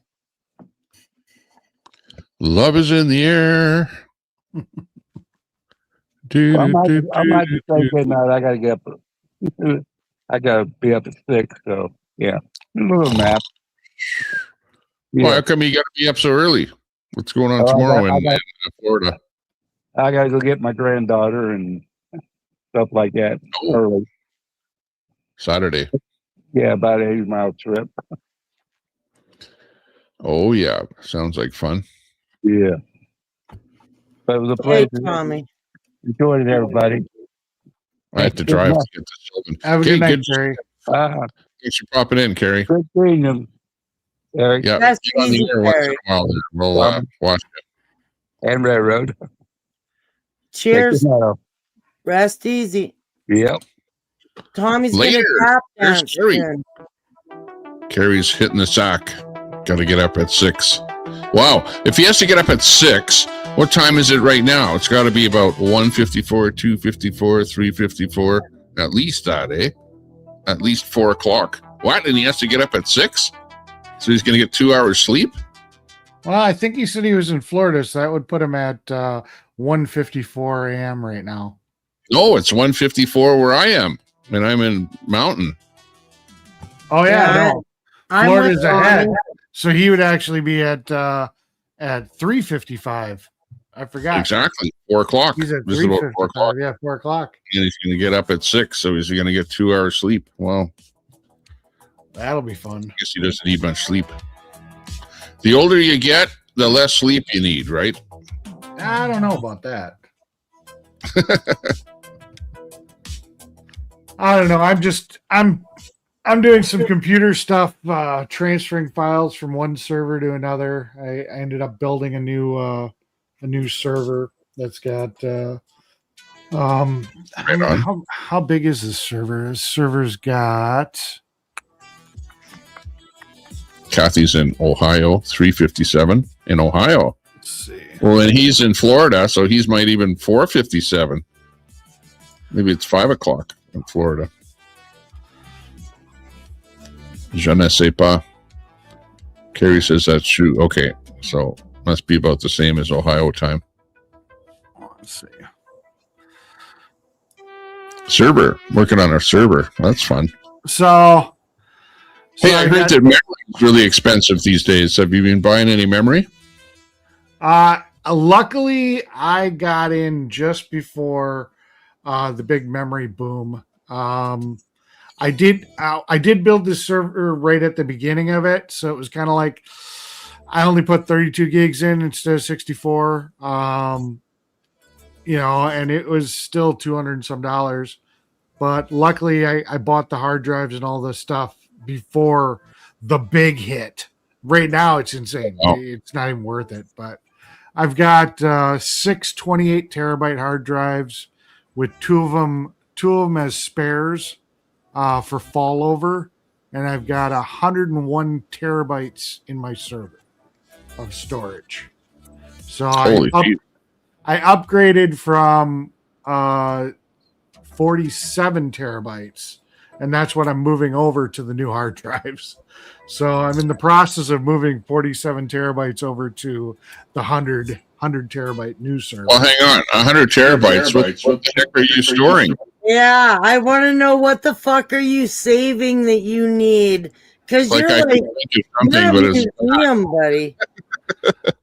I mean, some of it is like my movies, my TV shows. Some of it's that. Yeah. Then What's the other bits? Then I've got a complete directory that's like 28 terabytes of service manuals for like everything and anything. Just whatever. What is that? Like mechanic stuff or tech shit? Yep, mechanic stuff. Literally like service manuals for you name it. Let me open it up real quick. I just wait a sec. You don't have to go that far, but so you're trying to preserve paper history. That's called firmware, isn't it? Yeah. I mean, here, documents. So I've got manuals for Bobcat. I've got manuals for Caterpillar. I've got Daewoo, Nice. Dodge, Detroit Diesel, Dana Splicer, Duramax, Dynapack, Eaton, Ford, Freightliner, Vizusu, Janelle, I mean, it's all heavy equipment, Jacob exhaust brakes, John Deere, Kenworth, Kawasaki, Kohler. I mean, it's literally like a list of like every damn service manual for pretty much everything you can think of. So in the old days, we would call, if you shared this, because all that stuff is copyright protected. In the old days, we'd call this whereas, or no? Where's? Where's, shares. Remember when you call it a book in the old days. Try an app and it would be free forever, and if you could afford to pay, you paid. And Shareware. now, yeah, shareware. And now we got fucking Q-tips on the internet demanding you pay. Yeah, and it was just, I came across it and it was kind of like, oh, that's interesting. I'll sit here and I'll keep that. It's worth having. So I found it on the internet and I decided to back it up. For educational purpose only, in case, if you never know what kind of psycho fucking brings a convoy to your house and like threatens you online and shit, and nobody does anything about it, so you prepare. Yeah. Document every motherfucking thing. Prepare for the worst. Yeah. I'm ready to put a fucking camera up on my house and let the cops have this fucking key to the live stream. Mm-hmm. Yeah. Yeah, I've got cameras all over the place. Like I go with Hikvision. Everything I do is Hikvision. So I've got the NVRs and then a whole bunch of cameras at multiple locations. And then I've got the mobile app, and I can just, like right now, for example, I'm looking at my house in Edmonton where my wife is sitting in the living room there, so I can see she's at home. She doesn't know I'm watching her right now. Ew, that's kind of creepy, Tommy. Say something to her, scare her. On my phone.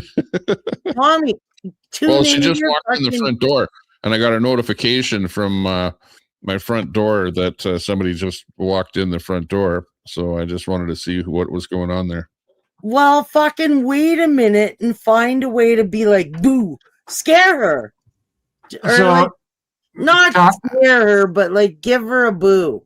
Tommy, if you want to pull this up, I'll show you what I'm talking about. I won't open any of the files. What do you mean I'll you show don't you want her to know you're watching her? You're fucking watching her on live stream, for fuck's sakes. No, I shared it as an attachment. Oh, right. Okay, I see. Yeah. There you go. So I mean, like here's Airbus, Allison, a whole bunch of different Allison transmissions. Allison transmissions. Here's Caterpillar. These are all the different models. Here's a D6N. So what? You've scanned every page of the book or the manual? Somebody else did. So these are all different Caterpillar. So you got helpers. Cat hand tools, cat parts catalog. Yeah. So I mean, it's just that's just basically what it is. It's just a whole bunch of heavy haul stuff, type of bulletins and the manuals and stuff like that. There's nothing wrong with that collection. That right there is a national treasure. Doesn't matter what side of the border you come from. Eaton Fuller transmission stuff.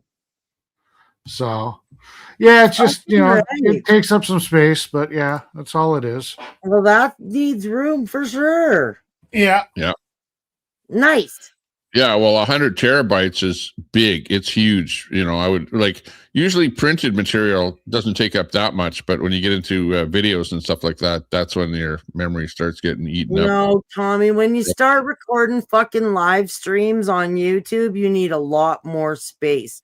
And this man is recording printed pages, which take way less space than, the video.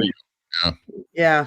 And that's why I don't really do too much recording myself of video. But I do, I just do stuff and save it on YouTube. So, at some point in time, even Facebook, I used to do a lot of stuff on Facebook, and then all of a sudden Facebook, as far as your live videos and stuff like that, they now can't come up with this things where they go, yeah, we're only going to leave it up for 1 month, and then after 1 month we're deleting it, you know. Oh, Facebook's the biggest cunt. That's why you don't trust Facebook to store anything. YouTube, at least so far, they haven't deleted anything. Yeah, so I've got multiple transfers going on right now. Oh yeah, okay. Oh, it's not showing the speed changes. It just froze the frame.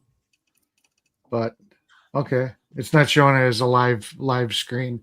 Probably because this is a VM window, so you're just getting a still shot of it basically instead of the live data. Yeah, I get the idea anyway. Yeah. So yeah, I'm just moving shit. Eric, you're a total nerd, man. I mean, well, the thing is I grew up with this technology. I got into computers back in the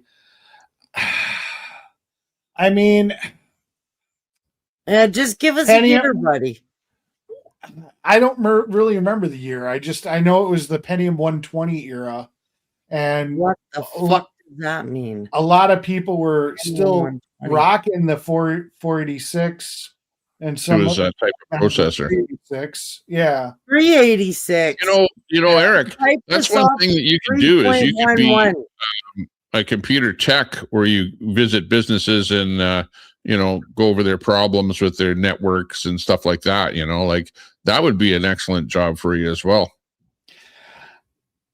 It would be if I actually would have gone down the path of getting some of the certificates and things like that. I mean, honestly, Tommy, I get paid really well for what I do. You know, I probably would make less doing that, to be perfectly honest. You know, I've gotten to the level, I mean, I've been working for this company for 15 years now. And I mean, when I say I make really good money, I make really good money there. You know, it would be hard to make the amount of money I'm making doing anything else anywhere else. So, yeah. Yep. I mean, I actually did think about there's these devices, and what they are is they're KVMs over the internet, you know. So hypothetically, let's say you had a problem with your computer, okay? I could mail you a box that you could plug in your keyboard, your mouse, and your monitor into it from the computer, okay? And, you know, with a pass-through cable, so you'd still be able to see what was going on. And I would be able to remote connect in through a VPN that I would have connected to that box, you know, or even a cellular connection I could connect in. And I could literally be fixing and working on your computer while I'm here, as if I was sitting at your computer, you know, without it's already going down. We've been protecting ourselves against Microsoft hackers for years. Get into somebody's computer. Well, the problem with fixing, okay, here's partially the difference is with that box, if I tell you to restart your computer, I can control the computer when the computer's off. Like when it's first turning on and I need to get into the BIOS, you know, when the first BIOS is coming up, I'll be able to control that because I control the external box. I'm not controlling your computer, you know. Right. So if I need to get into a BIOS level situation, or I need to see how something's booting up before Windows comes up, or if it won't go into Windows, I could still be able to see what's going on and fix things. Where using one of those other programs, like, you know, Microsoft Screen Share, or, you know, any of the other programs that let you have to be in Windows, you know, or hypothetically, let's say if you've got Linux, you know, then I can still look at somebody's computer while they're doing Linux, you know. And I thought about doing that as just a fun little project, you know, just those KVM switches those KVMs are not that expensive. I thought about doing something on like my channel where it's like, okay, you know, put down a deposit for the box, you know, I'll send it out to you and we'll do a stream and figure out what's going on with your computer. And then you can send it to the next person and I'll refund you your deposit or whatever, you know, type thing. But I don't know. It's all complicated. Well, I have a friend where he does stuff where he'll either do it online or come out to your site. In fact, most of the time he goes out to a site and then looks after, you know, mostly businesses where he goes and fixes their network problems or computer problems. You know, people's computers are always going slow or lock it up or doing fishy things, or maybe memory or some board on the computer has gone bad, whatever. And he does actually quite well. He, you know, makes pretty good money doing that because he's got a client base, you know, of people that know him, have used him over the years. He's built up his clients and whatever. He does quite well. How well he does, I don't know exactly, but whatever. If you're knowledgeable in doing that, well, it's a backup plan, you know. Yeah, I mean, I did do Geek Squad. Best Buy had Geek Squad, and the internet has the folks that listen to the other tech crew. Tommy, part of why we were watching you, me and my family in our corner, was because you were one of the elders doing some online things and you were teaching people skills, and so it was all good. We just had to tune you out when the shit got to screaming and hollering and picking on people. I mean, I had a couple of streams where I did do some computer type stuff with people, and I actually really enjoyed it. What I like to do a lot of times is, let's say you've got a little bit older computer, Tommy. Okay. You know, I know you don't, but let's say hypothetically you got a computer where it's just not really capable of doing what you want it to do anymore. I like to sit here and figure out, okay, can we upgrade the CPU? You know, does it have an SSD? Can we put an SSD in there? You know, what little tweaks can we do to that computer Tommy, so that it doesn't become e-waste? You know, right now. Say it. What's that? I said tunes would make you a lot fucking cooler right now. Oh. You know, just a little fucking background Michael Jackson or something. Yeah. No, I didn't like when I do a stream, I have to make a decision. Do I play copyright music or not? And in this particular stream, this is monetized. I have monetization turned on.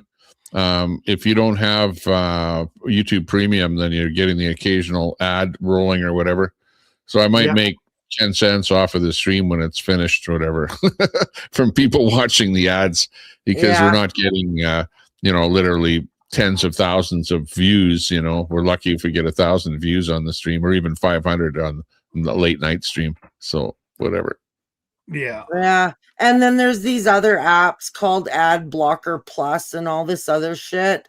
And I've seen no commercials all night.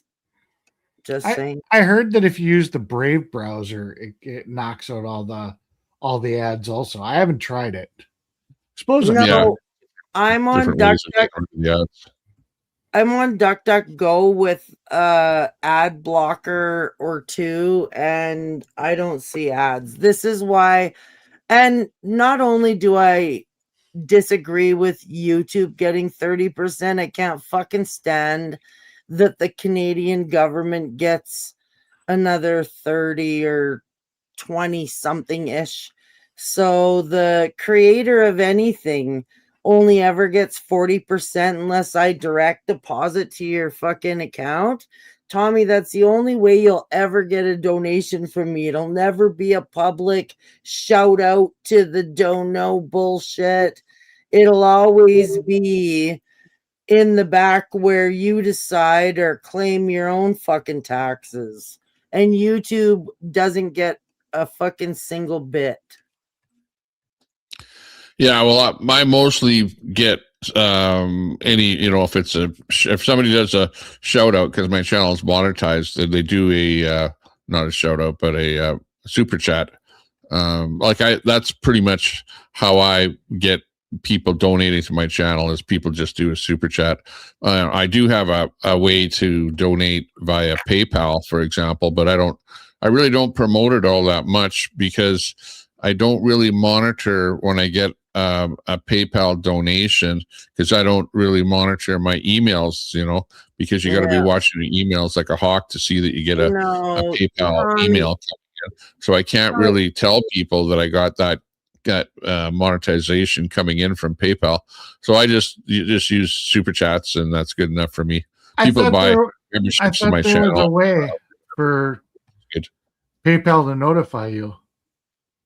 Yeah, I don't do PayPal either. I just said, Tommy, if you got an e-transfer, or I can post office box you a bonus, I'll do that. But there's no way I will pay YouTube or your Revenue Canada thing's your own fucking thing. If I donate to you, it's a gift.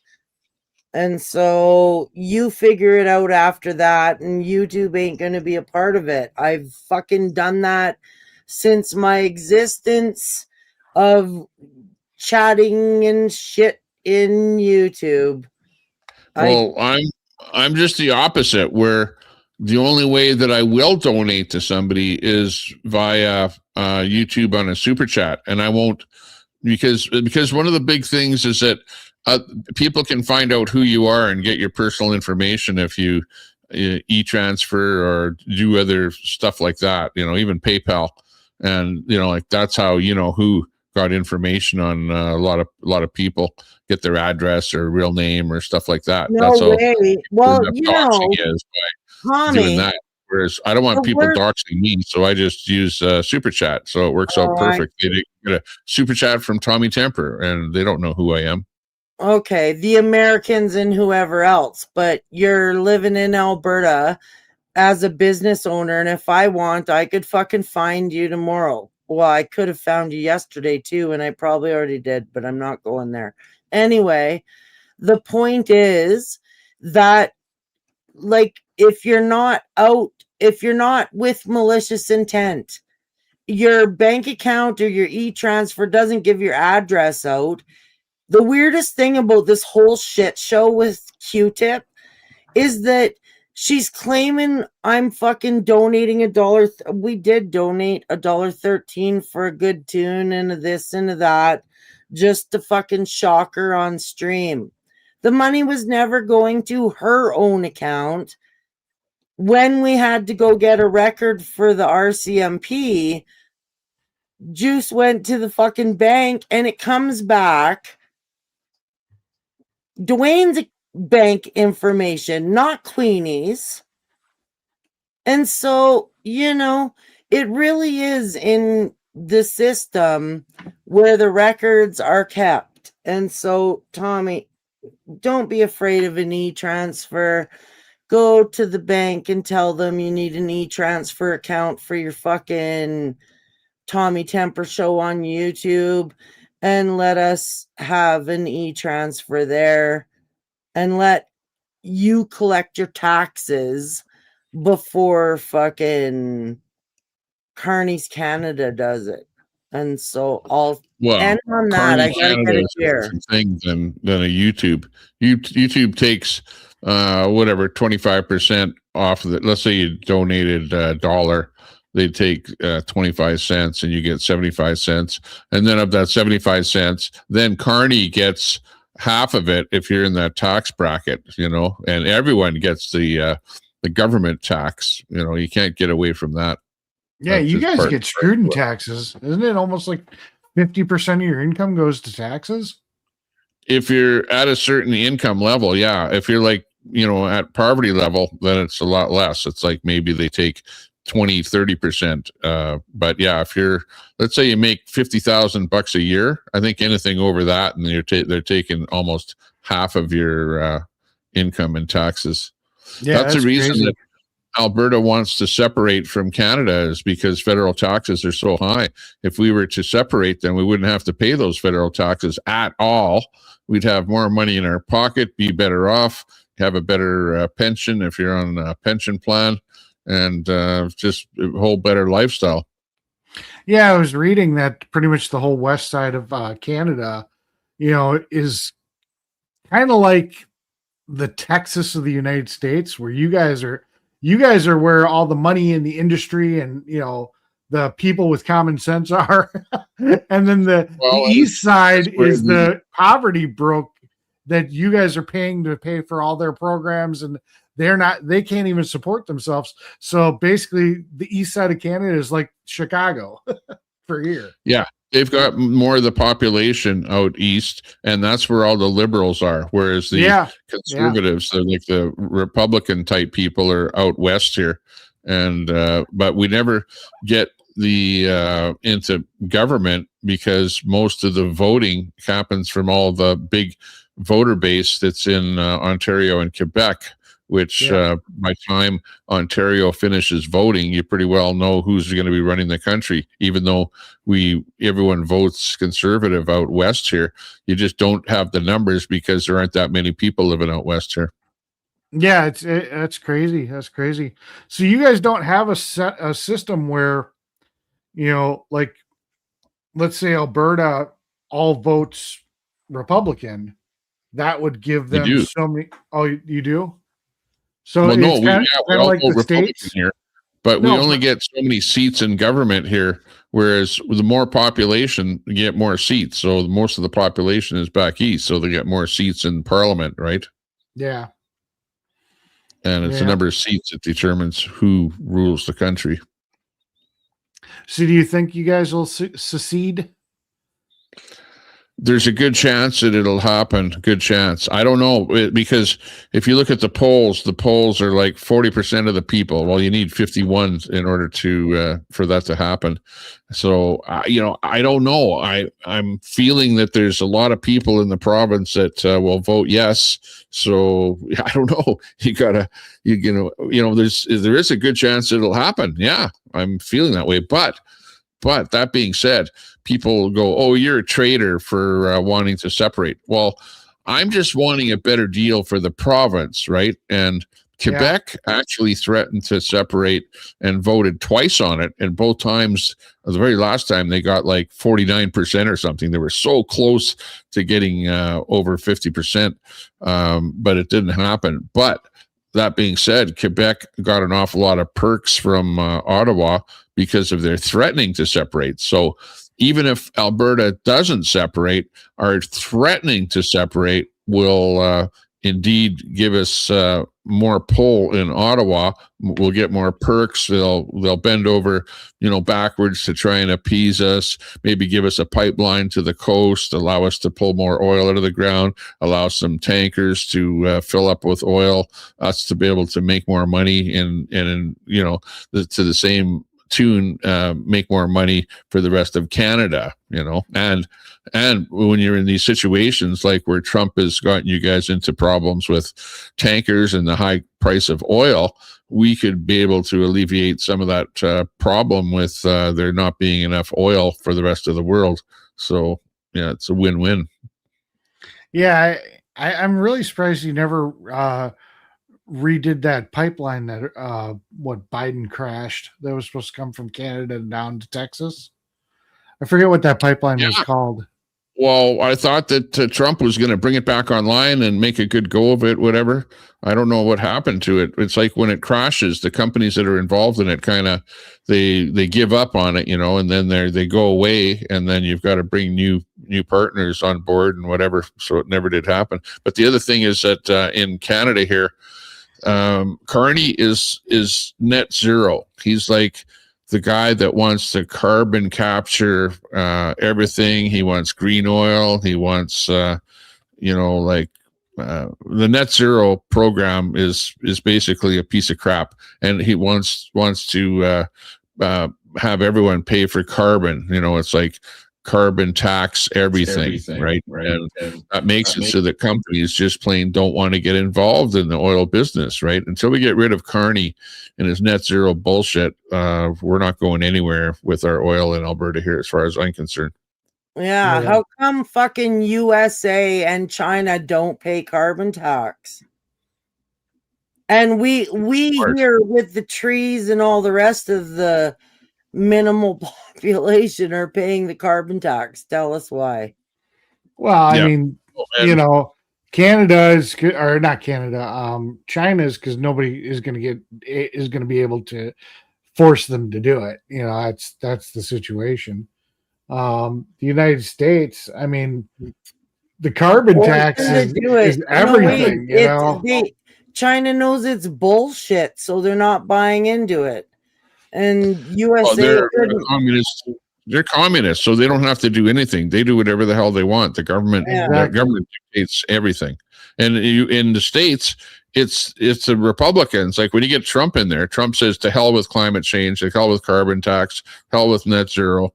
But you get a Biden Democrat thing, they're so bloody woke. They're like, yeah, we want to tax everyone. We want to stop oil. We want to drive electric cars, and we want to save the planet. You know what I mean? Like they're two complete polar opposites there. Well, I mean, the craziest thing about the whole situation is that all the vehicles in the United States, you know, all the emissions that every vehicle in the United States makes, it pales in comparison to what one container ship going across the ocean pukes out. Have you ever seen how inefficient and how much fuel that they're burning and how much pollutants that just one ship going across the ocean puts out in one trip, you know, offsets the entire population of the United States? It's insane. But they don't have emissions. They don't have any type of emissions on there. It's just, you know, just. I know. The funny thing is this. I don't know if you heard this story, but, you know, like we have so much oil, so much natural gas, LPG, but the government doesn't want to put a pipeline from Alberta out to the eastern part of Canada, because we could have gas pipeline, oil pipeline.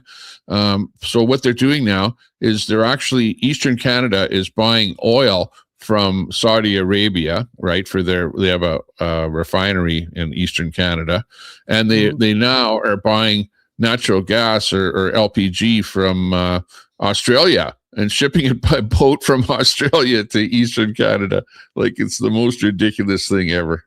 It doesn't make any sense.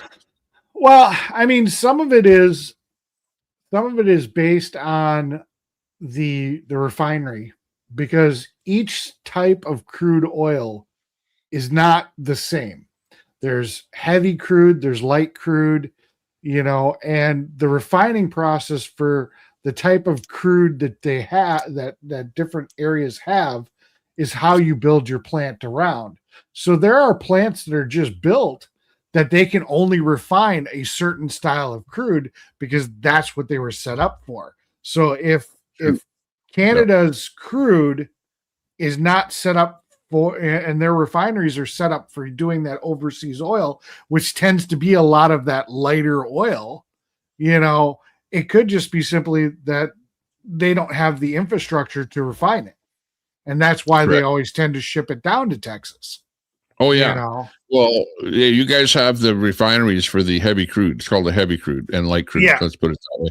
And your Venezuela crude is heavy crude. Up here, it's heavy crude from the tar sands, oil sands, whatever you want to call it. The refinery out of the east coast of Canada is for light crude. But you can always convert it over. Like if you have, you know, heavy crude coming in pipeline to a refinery, you just have to rebuild that refinery to be able to process the heavy crude. But it was built for that stuff that they were shipping in from the Middle East over to Eastern Canada, and that's what the refinery is set up there right now. But you guys are actually building another heavy crude refinery. I just heard about that just the other day. Trump announced it, that another refinery is going to be built at, I don't know where, somewhere down in Texas or somewhere, probably because of the deals that you guys are making with Venezuela there, that you that makes sense. Coming in there. I'm really surprised they don't build a refinery right by where you guys are getting your crude from, and then just pipe. There's 4 refineries. There's 4 refineries right in Edmonton, right where I live. Okay. So we refine our own oil right here, and we truck it all over the place, all over Western Canada. But the stuff that you put into the pipeline is not refined crude. It's the unrefined crude that you want to ship over to either to a pipeline, to a boat, and take it overseas to China or India or someplace like that. You know, you don't ship gasoline or diesel. You know what I mean? No, yeah, I get that. I understand that. So you're just talking, you'd like to see a pipeline that would take you to one of the oceans, so that way at least you guys could sell your stuff. Exactly. There is one pipeline going to Vancouver right now from Edmonton, and it would be nice to twin that to double the capacity. And because right now, for example, there's I forget how many $billion expansion, at least a couple $1 billion expansion that was proposed to one of the oil sand projects up in Fort McMurray.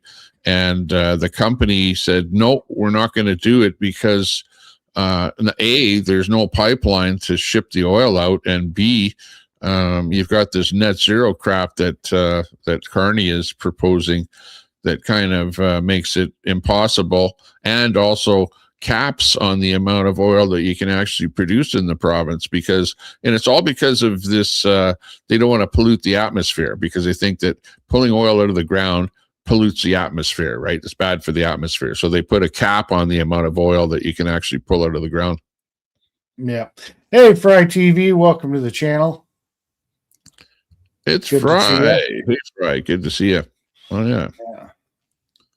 I see his 2 eyeballs in there looking at us. Yeah, I mean, honestly, I think, they need to start kicking it back into gear. I mean, with the nuclear power plants, that just seems to be the, everybody's scared of it. Everybody doesn't want to have it, but I mean, in reality, the amount of energy that you get out of the amount of emissions that you have, unfortunately, that's the technology. Burning all this stuff is just crazy. And then on top of it, what was it? Japan, I think, came up with what they call red hydrogen, which is a byproduct of a nuclear reactor. So one of the big problems with having hydrogen as your fuel source was that it takes so much energy to split the water to create hydrogen and oxygen that it's not really cost effective. But I guess this technology with the nuclear power plant, it's a byproduct. So it's not actually using the main electricity from the nuclear reactor, but it's using a byproduct of the process to actually create the hydrogen, which brings the cost down and having this hydrogen a lot cheaper. So you could have more cars that could be converted over to either hydrogen fuel cells or, engines that actually run on actual hydrogen. And, burning that, your byproduct is water, and you can refill them like you do a gas car. You can, the only reason that the hydrogen system hasn't taken off in the United States is because the dollar for dollar cost of filling up is just too high. Yeah. Well, because right now the way to produce hydrogen is through electricity, right? Electrolysis. Well, you can take electricity and make hydrogen, but then you can also do it through natural gas. Win-win situation by time because you lose efficiency with every one of the processes.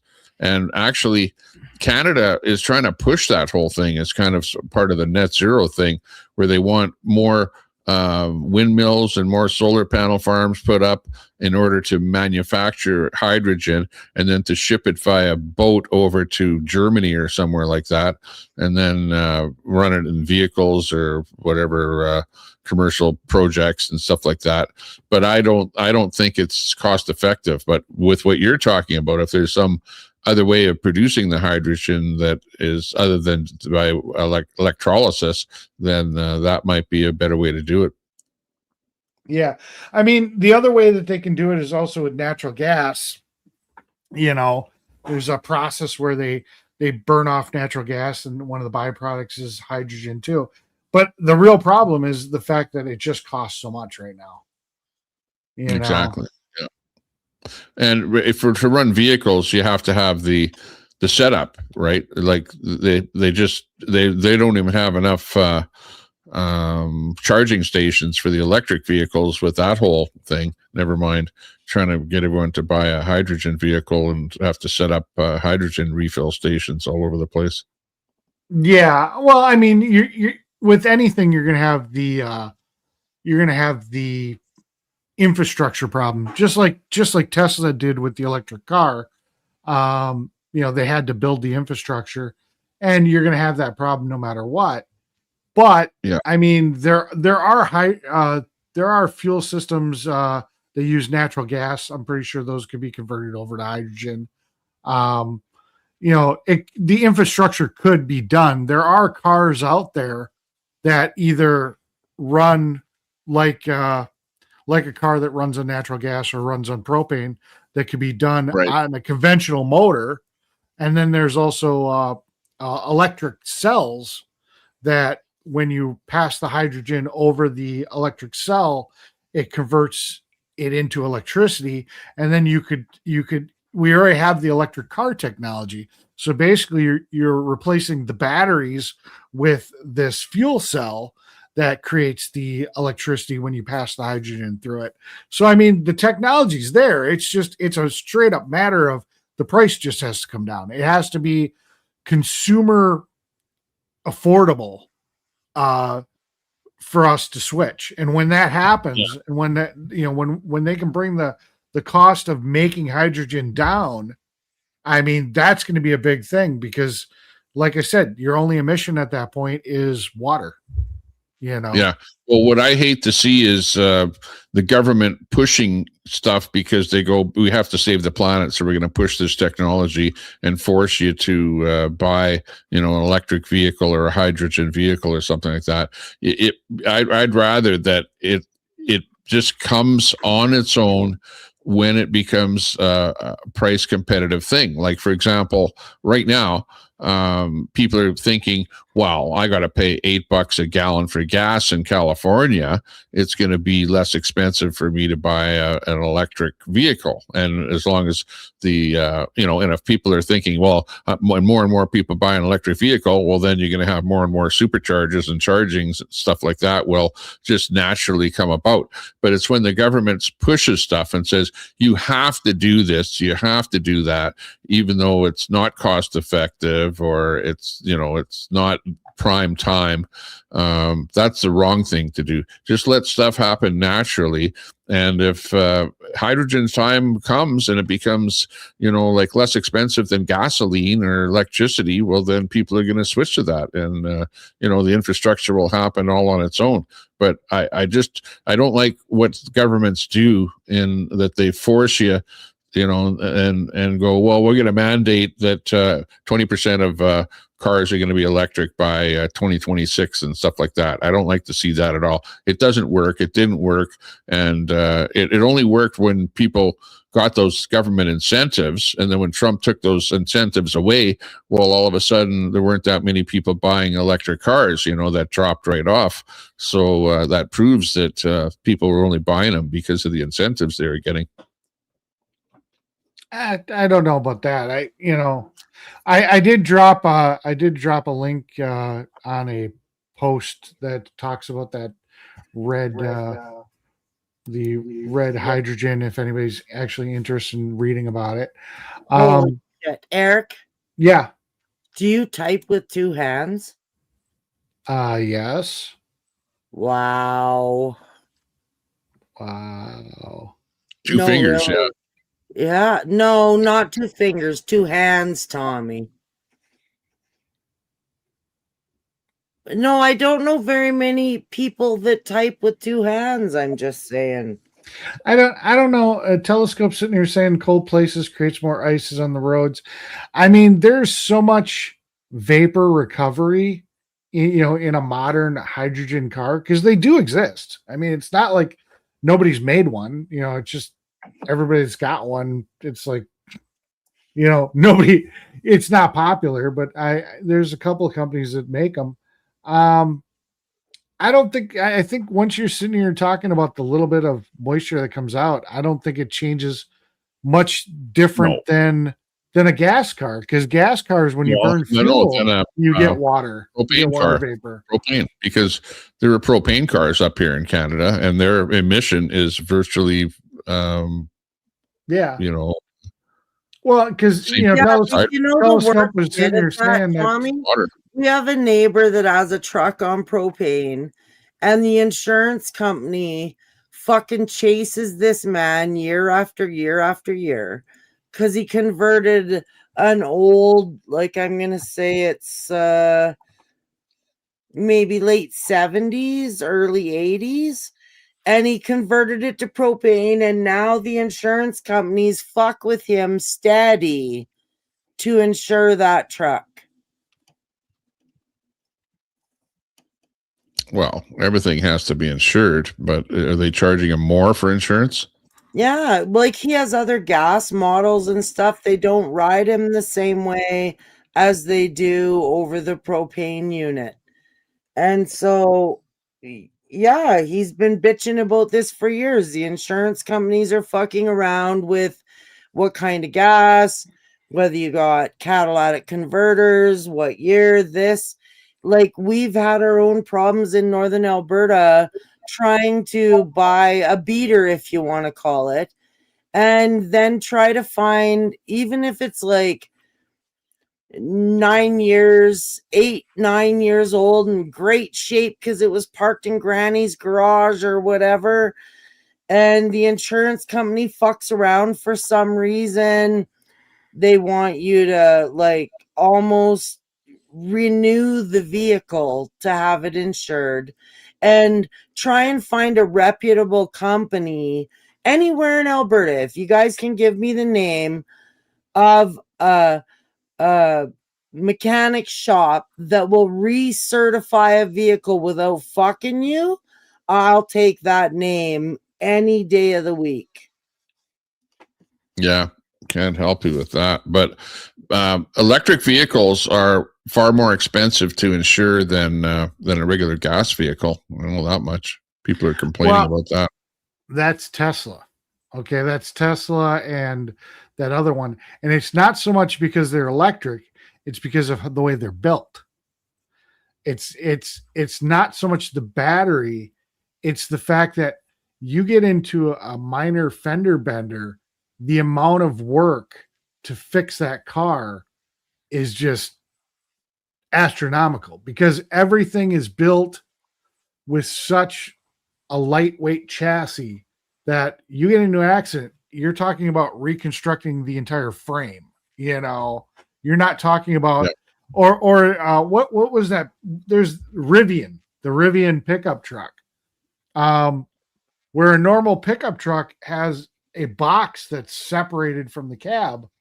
Their box, their truck box, is physically connected to the rest of the truck. There's no space in between. So if you get a dent in the fender, you're talking about you've got to take an entire quarter panel off, half the damn truck just to fix a dent in that panel. So it's not so much the battery, it's the body work, and it's the lightweight framework.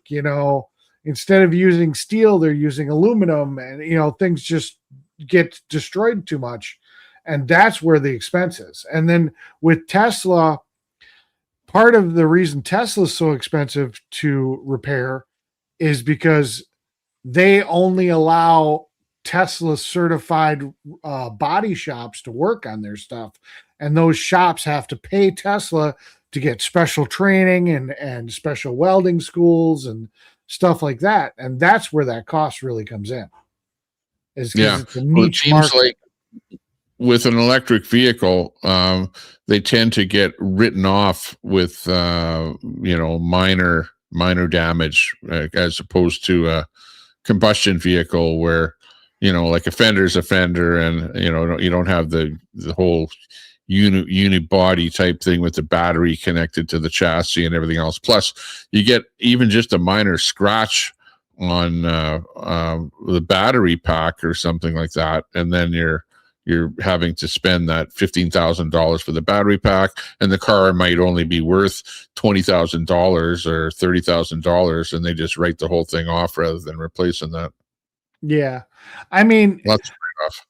I think Tesla has given the electric car industry such a bad name, bad rep, because of the fact that is, if you look at something like the Honda, what was it, the Nissan Leaf? I think it was Nissan made the Leaf. Those things, the insurance isn't that bad. There are other electric cars out there. It's just everybody hears more about Tesla because that's the prominent company. That's what it is.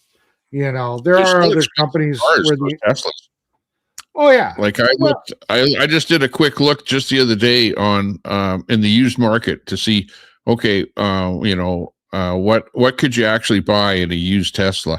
And like it was like a 2016 for like $40,000 Canadian here. That's still a lot of money for an old used Tesla, Yeah, right now the deals are on the Model Y and Model 3.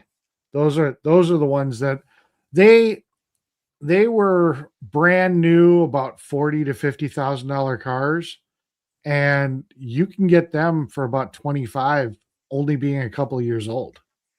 Well, not up here in Canada.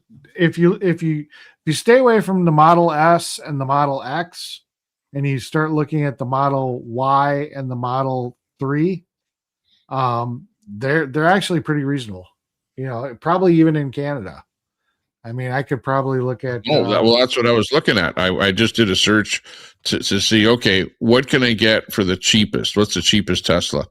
And you're still $40,000 is like a starting price for a used. And there was a whole bunch of Model 3s standard, not even the long range models, and they're like starting at $40,000 for a used one, like a 2016 model. So they're still holding their price in Canada, but I do know that that's one of the problems with the electric cars is that they apparently lose like 1/3 of their value in the first couple of years, Oh yeah. What would be a good zip code up in Canada? I'm on cars.com down in Canada. So I mean somewhere around you, roughly, what would be a good zip code out there? Or postal code. Oh, geez. Well, I don't want to give my own zip code. Yeah, I'm not asking for your own. I don't know. Asking for T6E. T6E 4B6. 4B6. Okay, Edmonton, Canada. There we go. Wow, I'm so used to numbers. You started telling me T6E. I'm like, what the heck's going on here? All right, let's see what we got. Like probably a Leaf. You could buy something like a Leaf for maybe in the Leaf $20,000 range. Well, here's a model, a 2020 Model Y in Sherwood Park, AB, for $30,000, and that's in Canadian money. How many kilometers on it? It's got 127,000. Let's see. Let's go price low to high. Yeah, I don't know how well Teslas do up there because you guys are always pretty cold, and that's not really their market. Well, there's not there's not that many of them up here, so it's like if you have more of them on the market, well, then you're going to have lower prices, obviously, because you've got more supply. Where you have low numbers of them, then you're going to have higher prices. Yeah. And not that many people buy a Tesla up here. It's mostly gas vehicles. Yeah, I'm definitely seeing that. I'm definitely seeing that you guys don't have, because if I did the same search around me, I'd have billions of them. Yeah, exactly. I mean, there's 5 Model Ys available near Edmonton or whatever. Yeah, that's it. That's all. There's 5. And this is a city with 1 million people. Yeah, there's 5 to choose from, and then And I think, I don't know, but I don't know how many we have now, but there was only one Tesla supercharger in the whole city, where they had like about 6 superchargers at one location. There was one of those in the city, and then there's their off-brand type of chargers, at little locations at dealerships and whatever. So not that many superchargers either. And that's part of the reason that here's a nice one. 2021 Tesla Model 3, 87,000 kilometers, 18,500. Well, that's actually a pretty good deal. Brampton, Ontario, I guess. Oh yeah, well that's a long ways away from here. That's like 3,000 miles. It's cars.com. They'll deliver it to you. Doesn't matter where it is. If you go on cars.com or Carvana, you just pay to have it shipped. Something sight unseen, if you don't know if it's all bashed up or what, for 18,000. Well, a lot of those websites like Carvana and stuff have like a 30-day whatever. If you don't like it, or 7-day whatever, they'll take it back. I don't know if you guys have that up there. Yeah. Wow. Yeah, they have that down here. I don't know if they've got it over by you. Oh, here you go. Here's this is in Scarborough. It's a 2021 Tesla Model 3, 62,000 kilometers, 18,950. That's cheap. Yeah. Like I didn't see anything like that in Edmonton here, because I looked just in my own area here. It's not in Edmonton. East. Yeah, that's Ontario. Yeah, this is in Ontario. Yeah, there's nothing by you. You got to remember, all the libtards live on the east side, so that's where the Teslas exactly. Or they live in Vancouver. A lot of people in Vancouver have e-cars because of the high cost of gasoline in Vancouver there as well. You got, like here in Edmonton, it went up, because I just took a picture of a gas station there today, and it was $1.54. $1.54 for a liter, and it's probably about $2 a liter in Vancouver, and it's $1.54 here. But before the war broke out, it was like dollar, just over $1, like $1.05 to $1.14, something like that. So shot up, a good 40 to 50 cents a liter here. Yeah, this one that was 18,950 with 62,000 miles on it, or kilometers or whatever. This one's actually got autopilot on it too, so it's already got the autopilot paid on it. So I mean that's a big deal. Buying something older, but the problem is that the battery technology, it changes so rapidly that those bloody cars are like a Bic lighter, where it's like you buy one and it's a throwaway after it loses value so quick, because now you've got the batteries are made with salt. Remember, the batteries that you're talking about are the exploding batteries, right? You get in an accident, potentially it just explodes and a runaway fire in your vehicle. And of course, you can't pop the door open because it's electronic door or whatever, that kind of crap. But now they're coming out with the newer technology where cattle, I think, has got the salt batteries, where the batteries don't explode, and then you've got the solid state batteries where they don't explode. So I think that if you're buying anything newer, you'd want to make sure that it's not your exploding lithium type battery. Yeah. Yeah, that solid state battery, when it actually comes to market, will be really awesome. But like I said,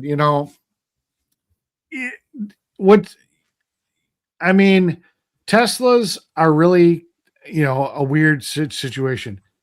Like you said, there's so much depreciation on them. It's just insane that it really only makes sense if you're going to lease it. Yeah. If you want new, you know what? That's a problem, because the leasing companies are sick and tired of losing money on those leases too.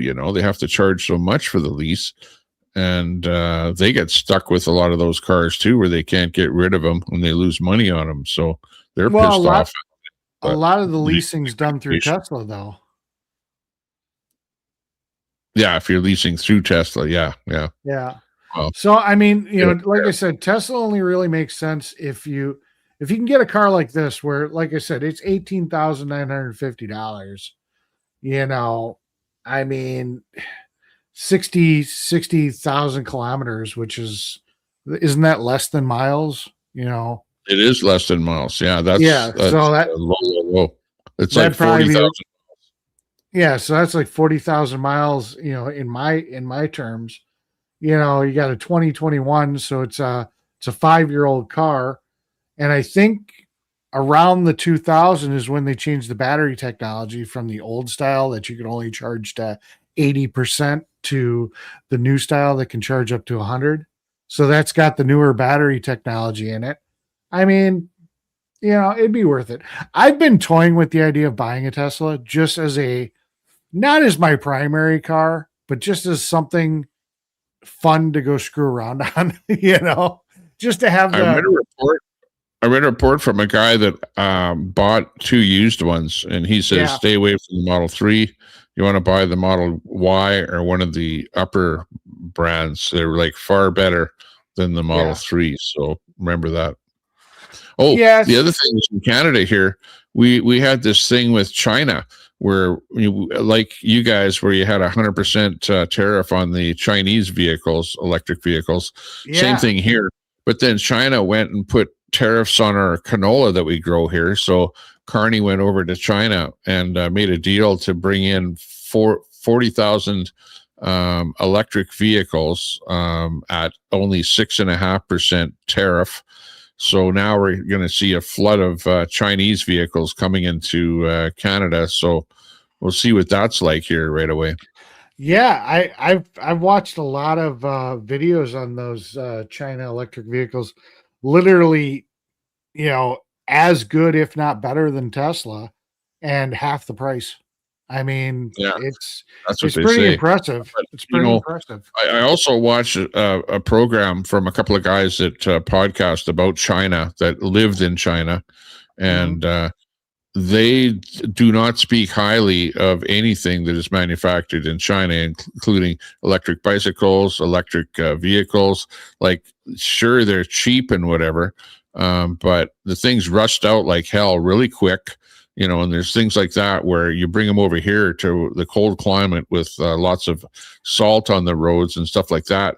Well, if they're rusting out over there where you don't have the conditions that we have here, I can just imagine those things after a couple of years on the salt roads. So we'll see how good they are. Yeah, definitely. And like I said, that's electric cars' Achilles heel, is that it just cannot deal with cold. So doing something, like I said, if hydrogen can go down and you can get into, like a hydrogen fuel cell, or run the traditional, combustion engine off the hydrogen, that works everywhere, or that will work everywhere. Where electric cars, just in these colder climates, they just don't make sense. They don't work. You lose 30% of your battery efficiency when it gets cold. Hey, well, it's 3:00 where I'm at here, and I'm going to close the stream down. Thanks a lot for joining us today. Mechanic Eric in the house. Yeah. Thanks a lot I was gonna say one thing. You know, while we were still on the topic, I know you want to close down, but there was actually a guy that sat here and talked about it was that it pertains to Canada. It's that Edison Motors. They make that hybrid truck. And he actually talked about putting a diesel heater.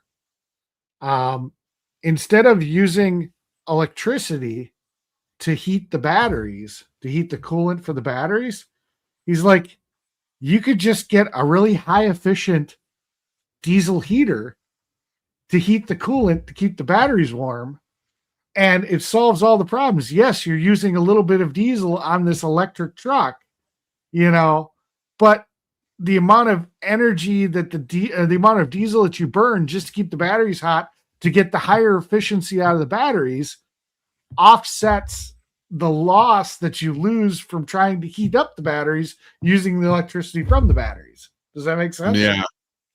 Well, but yeah, and like, it's not diesel electric what the guy built there. So yeah, I know exactly what you're talking about. But you know what?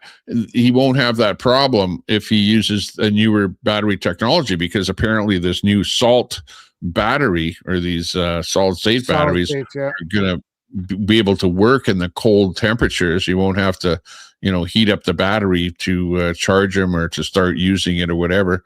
So, you know, maybe technology over time will just, you know, you won't have those same problems, and then you'll see more uptake in people wanting to buy and use electric vehicles if you don't have all those negative problems. Hopefully it's not vaporware though, because unfortunately anybody that's tried to get a really good look or get a real good understanding of what these batteries are, you know, it's they sit here and they say yes it works, but it doesn't work. And then the process for making the battery at the density that you need, you know, because batteries are all about the density. How small can you pack that much energy into? And that's the problem they're having. Yes, they can make the battery, but they haven't been able to figure out really how to shrink it down small enough to make that technology usable. And that's the hurdle that they got to get past. So one of the companies that you got to watch is this Donut battery as well. I don't know if you've been paying attention to Donut, but do a search on that and check out their technology. They just came out with a new battery, and it's just being tested by various testing companies and that. And there's a lot of talk in the EV industry about the Donut battery. All right, I'll take a look at it. Okay, you have a great night, Tommy. Thanks everybody for putting up with me. I don't know how many people are actually still watching. 12 people. Don't forget to thumbs up, everybody. Come on. You know, I forgot to. 24. I got to thumb you up there. I thumbed you up. Here, I'll even right on. Got 13 people watching on X and 24 on YouTube. So good to see you. Okay. Thanks a lot. It's Mechanic Eric in the house. Thanks a lot, everyone, for watching and enjoying the stream here tonight. Take care, stay out of trouble, and have fun. See you later. Tommy Temper streaming with fire in his eyes from a lake house glowing in the moonlight's gleam. He's the YouTube king of the widest streams. Oh, Tommy Temper, you're a great guy. Battling trolls with a spark in your eye. Conspiracy theories, politics, and fun. Streaming from the Rockies, you're second to none. Hot tub bubbling under starlit skies. He's calling out the haters with truth in his lines. Talking about the world from the left to the right. Tommy's got the mic, keeping it tight. Oh, Tommy Temper, you're a great guy. Battling trolls with a spark in your eye. That's right, no, it's not the first tune. I played this at the beginning. Second tune. Gotta fire up that hot tub.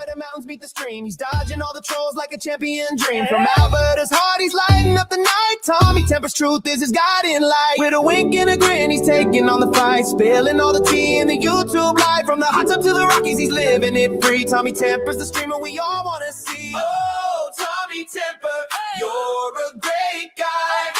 Battling trolls with a spark in your eye. Conspiracy theories, politics, and fun.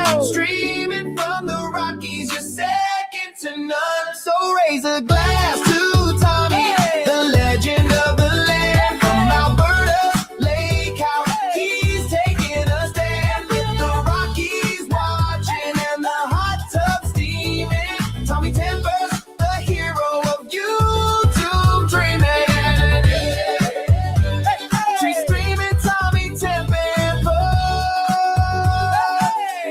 Alberta's pride. What? Is it over already? Aw.